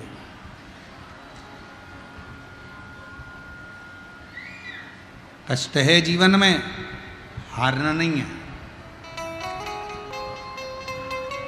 संघर्ष है जीवन में, हारना नहीं है। मिलेगा शिव। 4 बच्चे मट्टी उठाकर लाए बगीचे में से, पार्थिव शिवलिंग का निर्माण करा है बच्चों ने।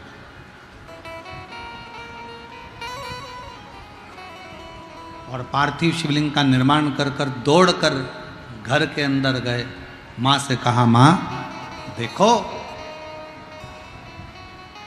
आज शिवरात्रि है, आप शंकर जी के मंदिर जाती, हमने शंकर जी को अपने घर में लेकर आए, हम शिव को अपने घर में लेकर आए। जब श्रावण के महीने की शिवरात्रि आती है, ऑनलाइन शिव जी की अभिषेक पूजन अपन लोग करते हैं। आप लोग करते हैं उस समय ऑनलाइन अभिषेक पूजन ऑनलाइन करी जाती है। और शिवरात्रि के समय पर जब ऑनलाइन पूजन करते हैं तो उसका प्रभाव यही रहता है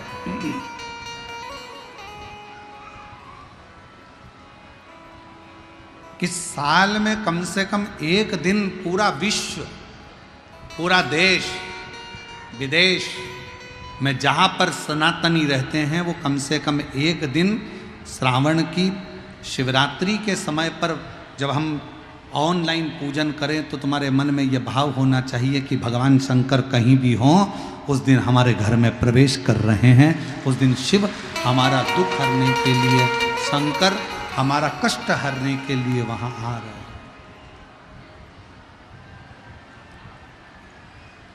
भगवान शिव आ रहे, ये अपने भीतर एक भाव प्रकट करो। एक पत्र है, अच्छा है, देखिए।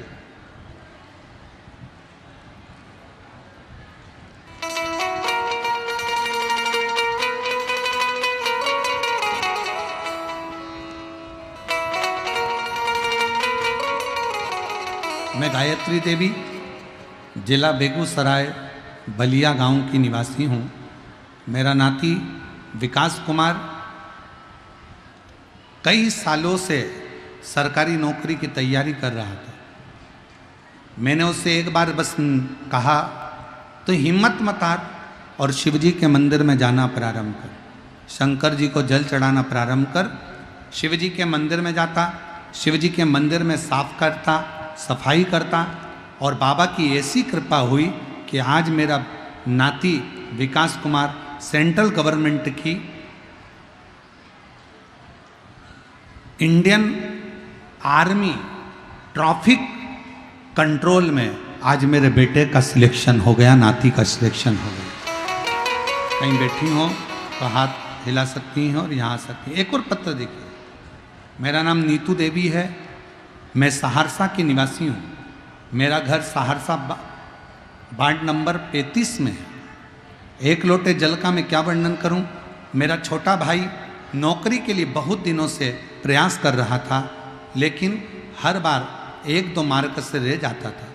एक दिन मेरी पड़ोसन ने बताया कि तुम्हें पशुपति व्रत करना चाहिए, और मैंने बेलपत्र में शहद लगाकर महादेव को चढ़ाने वाला करना चाहिए। मैं वैसा ही अपने भाई को बता दी और पशुपतिनाथ का व्रत करवाया और बेलपत्र वाला प्रयोग करवाया। आज बाबा की कृपा से मेरा भाई सरकारी नौकरी में लग गया और टीचर पद पर नियुक्त हो गया। मैं बाबा को धन्यवाद देने के लिए, कहीं बैठी हो तो बेलपत्र लेने के लिए आ सकती हैं। एक और पत्र है। मेरा नाम खुशबू कुमारी है, मैं झारखंड के दुमका जिले से आई हूँ। बाबा महादेव की कृपा का मैं क्या गुणगान करूँ। मैं अपने जीवन में बहुत परेशान थी, सरकारी नौकरी की तैयारी कर रही थी, पर मुझे लगता था कि मेरा सिलेक्शन सरकारी नौकरी पर कभी नहीं होगा, लेकिन मेरी दीदी और मेरी माँ आपका टीवी पर कथा सुनती हैं। उन्होंने बताया कि तुम उनको देखा करो और शिव कथा सुनो। मैंने कथा सुनना प्रारंभ करा। आपने मुझे बल दिया कि कभी हारना नहीं चाहिए, जीत निश्चित होगी। और मैंने फिर वापस पढ़ाई चालू करी और एग्ज़ाम दिया। आज बाबा की कृपा से, पशुपतिनाथ की कृपा से, और मेरे बाबा ने ऐसी कृपा कर दी कि अक्टूबर 2023 में मेरा भी सरकारी नौकरी में सिलेक्शन हो गया। मैं बाबा को यहाँ प्रणाम करने के लिए आई हूँ। शिव करते क्या?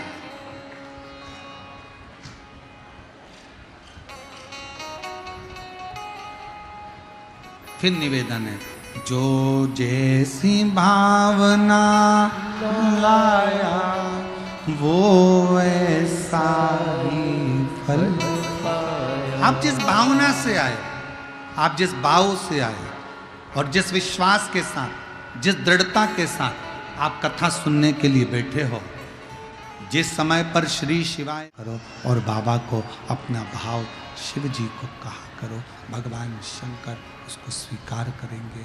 शिव उसको स्वीकार कर कर अपने भीतर आकर विराजमान होंगे और शिव तत्व अवश्य फलीभूत होगा, फल देगा। वो देता है, उसको स्वीकार करो, वो देगा। और तेरा ही दिया मैंने खाया पिया,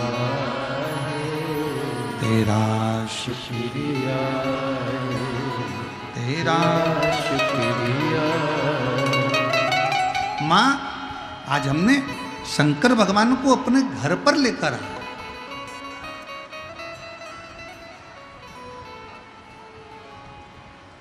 माँ, शिवजी अपने घर पर आए। शंकर भगवान और अपने घर पर। भानुमति को ये स्मरण नहीं।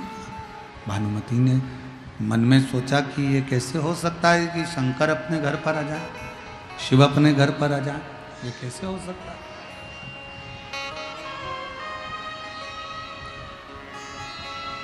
भानुमति ने अपने पति रामनाथ से कहा, चलो दर्शन करते हैं। पार्थिव शिवलिंग, 4 बच्चों ने 4 पार्थिव शिवलिंग का निर्माण किया। 4। ये शिव महापुराण की कथा कहती है, तुम्हारे घर में अगर एक शंकर जी का शिवलिंग है, कोई ने दूसरा शिवलिंग दे दिया, पूजन में 2 शिवलिंग हो गए, पूजन में 3 शिवलिंग हो गए, पूजन में 4 शिवलिंग हो गए, पूजन में 5 शिवलिंग हो गए।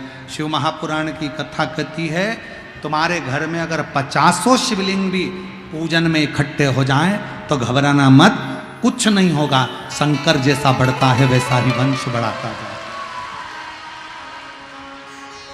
इसमें दोष नहीं है।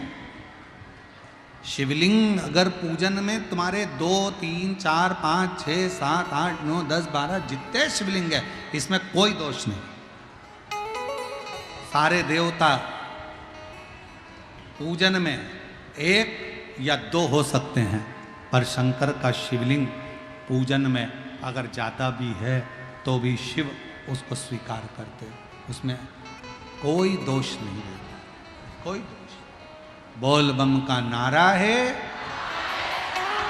सारी समस्या का हल, श्री शिवाय नमस्ते, उसमें कोई दोष नहीं, कोई दोष। और एक बात और याद रखो, घर में शिवलिंग है और शिवलिंग मान लो खंडित हो गया, टूट गया, 50 टुकड़े हो गए, 1000 टुकड़े हो गए, तो भी टेंशन लेने की जरूरत नहीं है। शिव महापुराण की कथा कहती है, शिवलिंग कभी खंडित नहीं माना जाता, शिवलिंग तो अखंड माना जाता। शिवलिंग कभी खंडित नहीं माना जाता। शंकर भगवान का शिवलिंग कभी खंडित नहीं माने जाता, अखंड है।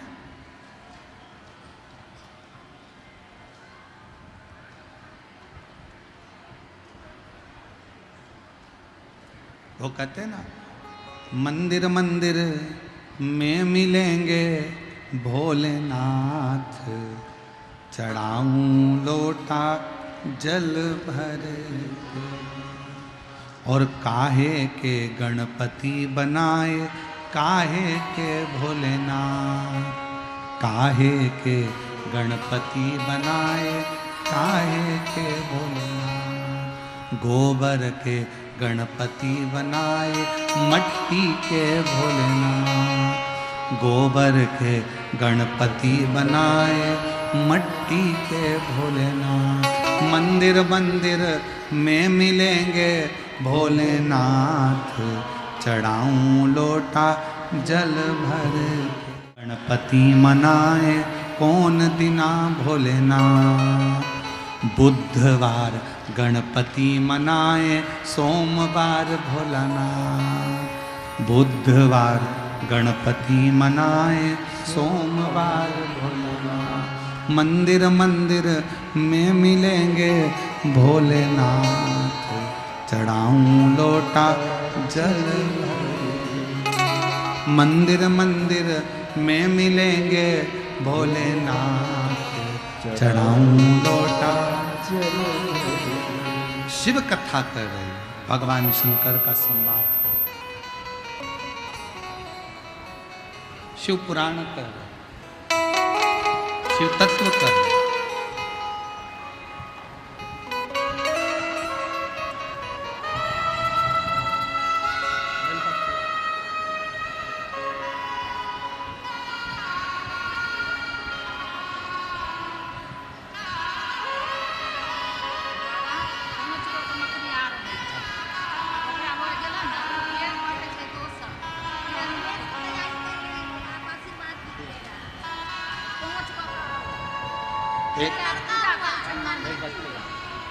एक उसको दे देना।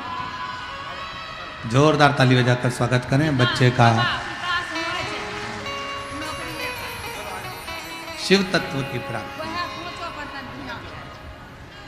शिव कथा कह रही है, भगवान शंकर का चरित्र कह रहा है, शिव महापुराण की कथा कह रही है,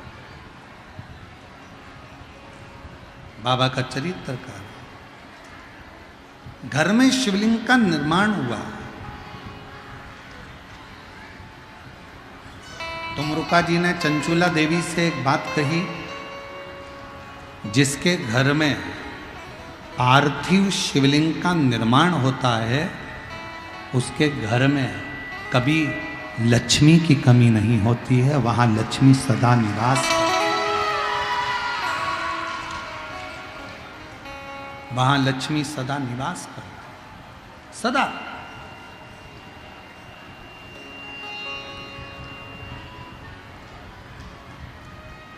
और मेरी जीजियों, जितनी मेरी बेटियां बैठी हैं, माताएं बैठी हैं, मेरे भाई जितने बैठे हैं, जितने मेरे जीजी बैठी हैं, जितने मेरे जीजा बैठे हैं, उनसे निवेदन करूंगा, महीने में, 2 महीने में, 4 महीने में, 6 महीने में ऐसा नियम बनाओ कि मिट्टी अपने गमले में से लेकर, भले गमले के अंदर ही शिवलिंग का निर्माण कर लो, उसकी पूजन कर लो, दिया लगाकर, जल चढ़ाकर बाबा से प्रार्थना कर लो, और उसी मिट्टी को वहीं गमले में ही विसर्जन कर।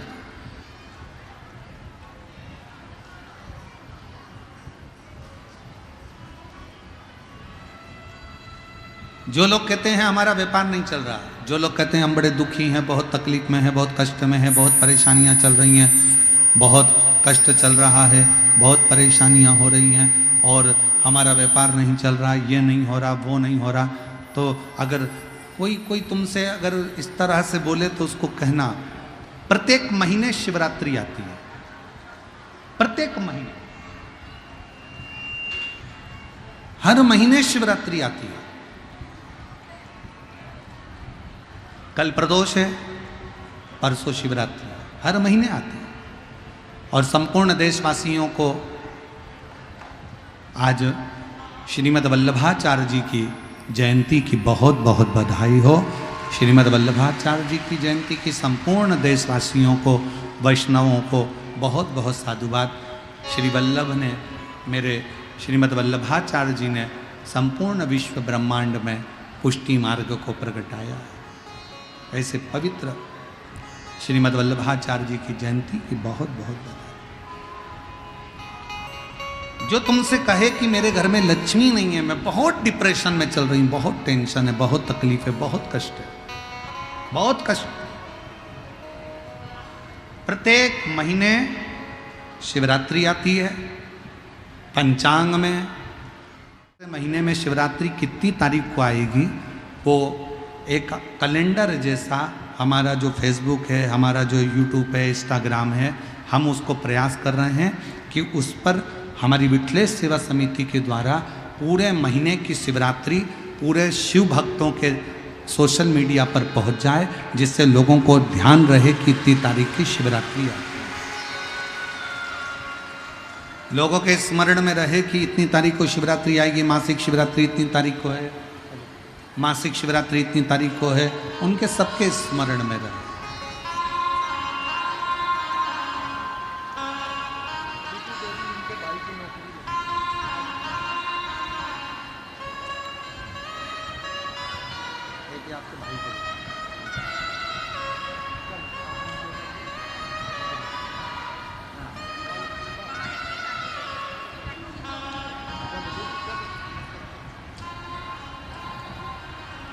एक पार्थिव शिवलिंग का निर्माण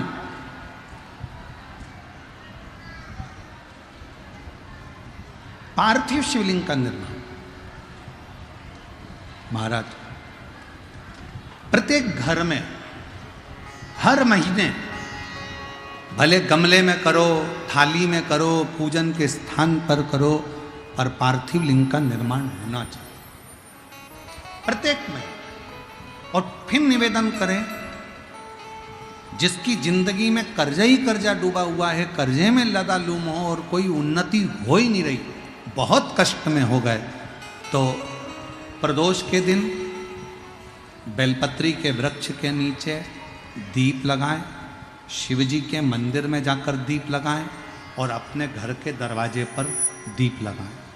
प्रदोष के दिन बेलपत्र के वृक्ष के नीचे लगाया गया दीपक, शिव मंदिर में लगाया गया दीपक और अपने दरवाजे पर लगाया गया दीपक, ये तीनों जब एकाग्रित भाव से दीप लगाए जाते हैं तो ब्रह्मा विष्णु महेश हमारे कार्य की सफलता देते ही हैं। उसमें अटकल नहीं है, उसमें तकलीफ नहीं है।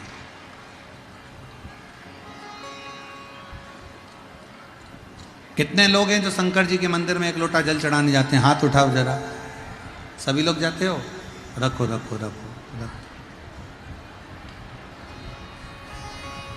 क्या कहते हो बाबा को जाके? शिव जी के मंदिर में जब जल चढ़ाने जाते हो तो क्या कहते हो? घर से जाते समय एक लोटा जल जब लेकर निकलो तो घर के दरवाजे से निकलते समय श्री शिवाय नमस्तुभ्यम। मंदिर में जब प्रवेश करो तो श्री शिवाय नमस्तुभ्यम। और शंकर जी को जब जल चढ़ाओ तो अपने बाबा को अपने दिल की बात, बाबा मैं आपकी बेटी हूँ, बहुत कष्ट है बाबा, ये तकलीफ है बाबा, बाबा आप ये कार्य कर दीजिए। शिव को जल चढ़ाते समय और जलाधारी का स्पर्श करो, जलाधारी का स्पर्श करो और बाबा से विनय करिए, हम तो बाबा के भरोसे चलते, हम तो बाबा के भरोसे चलते, ये दुनिया वाले जलते, ये दुनिया वाले जलते, हम तो बाबा के भरोसे चलते, डमरू वाले के भरोसे चलते। जैसे ही पार्थिव शिवलिंग का निर्माण हुआ, भानुमति और रामनाथ ने आकर दर्शन किया। दर्शन करते से ही बाबा से प्रार्थना करी, बाबा आज गांव के लोग शिवरात्रि का पर्व मना रहे हैं। सब घर से 1 लोटा जल, 1 लोटा दूध शिवालय जाना। हमारे पास दूध ले जाने की भी सामर्थ्यता नहीं। गढ़ की कथा में हमने कहा था कि शंकर भगवान को 50 किलो, 2 किलो, 5 किलो, 1 किलो दूध की जरूरत नहीं है।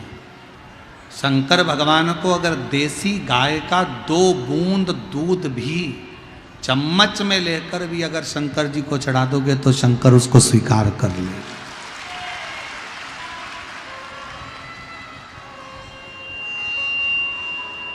शिव उसे स्वीकार करे। बाबा कुछ नहीं। बच्चा दौड़ कर गया अंदर, और चारों बच्चे जब अंदर दौड़ कर गए, घर में रखा हुआ थोड़ा सा कोठी में जो आटा चिपका हुआ था, डब्बे के अंदर जो आटा लगा हुआ था, उसमें पानी डालकर लोटे में लेकर आ गए। और आकर लोटे में लेकर आकर बोले, माँ शिव जी को दूध चढ़ाना चाहिए ना शिवरात्रि को, हम दूध लेकर आए। माँ ने जैसे ही बच्चों के हाथ में दूध देखा, पूछ लिया, ये दूध कहाँ से है? बच्चों ने कहा, माँ आटे के डब्बे में पानी डालकर उसको घोल कर लेकर आया। माँ शिवजी से कहती है, बाबा जो हमारी सामर्थ्यता है उसके अनुसार हमने चढ़ा दिया। जैसे ही दूध चढ़ाया, भगवान शंकर और पार्वती नंदी पर बैठकर सामने से आ रहे थे, नीचे उतरे। पार्वती जी ने एक बूढ़ी का रूप लिया, सिर पे लंबी सी बिंदी, नासिका से लेकर शिखा तक मां पार्वती के सिंदूरा भरा हुआ था। शंकर भगवान एक बूढ़े का रूप रखकर सिर पे पाग बांधकर, साथ में एक गौ माता को लेकर, बहुला को लेकर, गाय को लेकर पहुंच गए। दस्तक दी, दरवाजा बजाया, रामनाथ, ओ रामनाथ। रामनाथ ने दरवाजा खोला। तुम कौन हो? रामनाथ भूल गया, तेरे पिताजी का मैं मित्र हूं, और तेरे पिताजी ने मेरे पास में थोड़ा सा धन रख दिया था, थोड़ी सी दौलत रख दी थी, और उसके प्राण तुझे याद है? गाड़ी से जाते हुए तेरे पिता के प्राण छूट गए थे। जी मैं उनका मित्र हूं, उस गांव से आया हूं। तेरे पिता की दी हुई ये गाय और तेरे पिता का दिया हुआ ये धन आज मैं तुझे देकर जा रहा हूं। देकर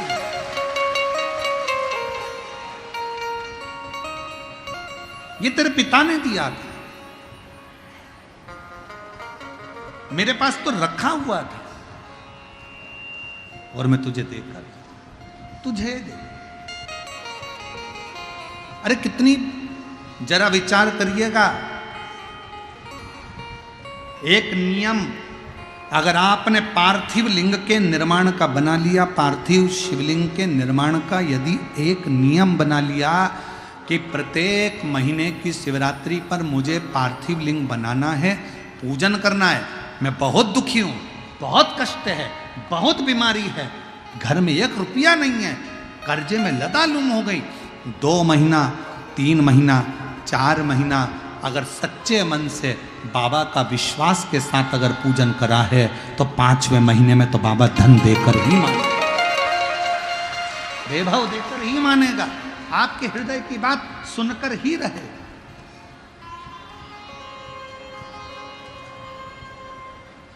श्रवण करो।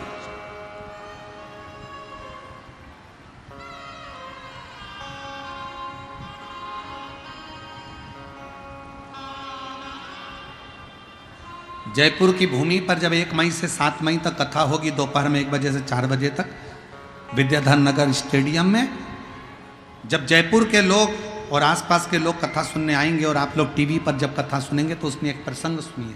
मन्यु काशी के घाट पर बैठा हुआ अपनी मां के लिए रोता है। अपनी माता के लिए रो रहा है। गंगा नदी की रेत पत्थर पर रखकर अपनी मां का पुतला बनाकर उससे पूछ रहा है, मां तू कब आएगी? और मां नहीं है, मां मर चुकी है, मां के प्राण छूट चुके हैं। ईसर गोरा शिव महापुराण की कथा को जयपुर की भूमि से जरूर सुनना, अखंड सौभाग्य देने वाली वो कथा। मेरी मां तू कब आई? पार्वती जी तो कुछ नहीं बोली। शंकर जी को लगा कि मेरे शिवलिंग की पूजन कर रहा है, पर वो मां का पुतला बना रहा था बालू रेत से, गंगा की नदी की रेत से बालू का पुतला बना रहा था अपनी मां का। और शंकर को लगता है कि मेरा शिवलिंग का निर्माण करा है। शंकर भगवान उसी समय पर पार्वती जी को आज्ञा देते हैं, पार्वती जाओ इसकी मां बनकर इस बच्चे को गोदी में बिठाकर इसका लाड़ लड़ाओ और इसकी परवरिश करो। पार्वती जी कहती हैं ईश्वर जी से, गोरा जी कहती हैं कैसी बात करते हो भोलेनाथ, ये अपनी मां का पुतला बनाया और तुम कह रहे हो कि शिवलिंग? कुछ भी हो, मिट्टी का ढेला बनाया है, मतलब मेरा शिवलिंग का निर्माण करा है। अब मेरी इस मूर्ति का उसने निर्माण करा, इसलिए इसका लालन पालन तुम्हें करना पड़ेगा। पार्वती जी उसकी मां का रूप रखकर जाती हैं, गौरा उसका मां का रूप रखकर जाती हैं और बच्चे का, अभिमन्यु का पालन पोषण करती हैं। बच्चा जब बड़ा हो जाता है तब माता उसका सारा वैभव देकर, संपदा देकर पुनः कैलाश धाम पर आकर विराजमान हो जाती हैं। वो ईश्वर जी और गौरा जी की कथा है, उसको सुनिएगा। जो जीवन में सुख प्रदान करने वाला आनंद। और हम तो जयपुर वासियों से कहेंगे, मौका छोड़ना मत, ही पंडाल में बैठकर कथा कर तत्व श्रवण करिए।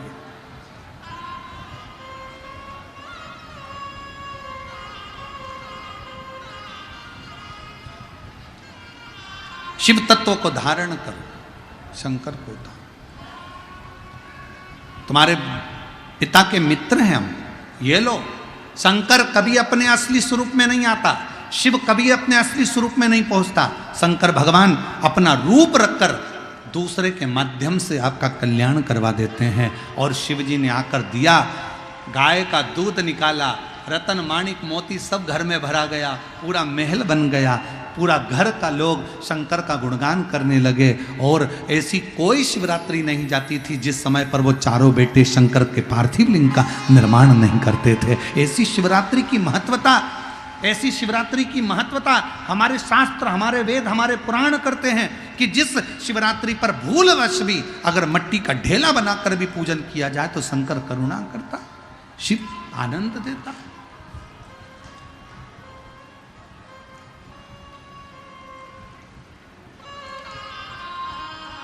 और शंभो शरणे मांगो घड़ी है, दुख का दया करीन दर्शन। शंभो शरणे मांगो दुख का दया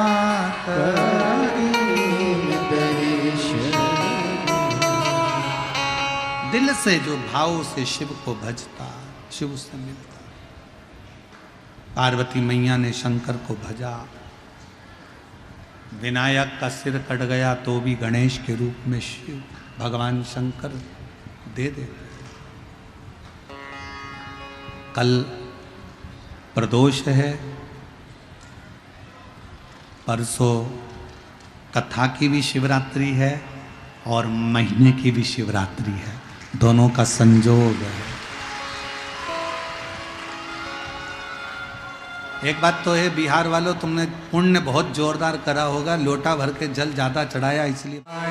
नमस्तुभ्यं श्री शिवाय नमस्तुभ्यं श्री शिवाय नमस्तुभ्यं श्री शिवाय नमस्तुभ्यं। बाबा को पुकारते रहो।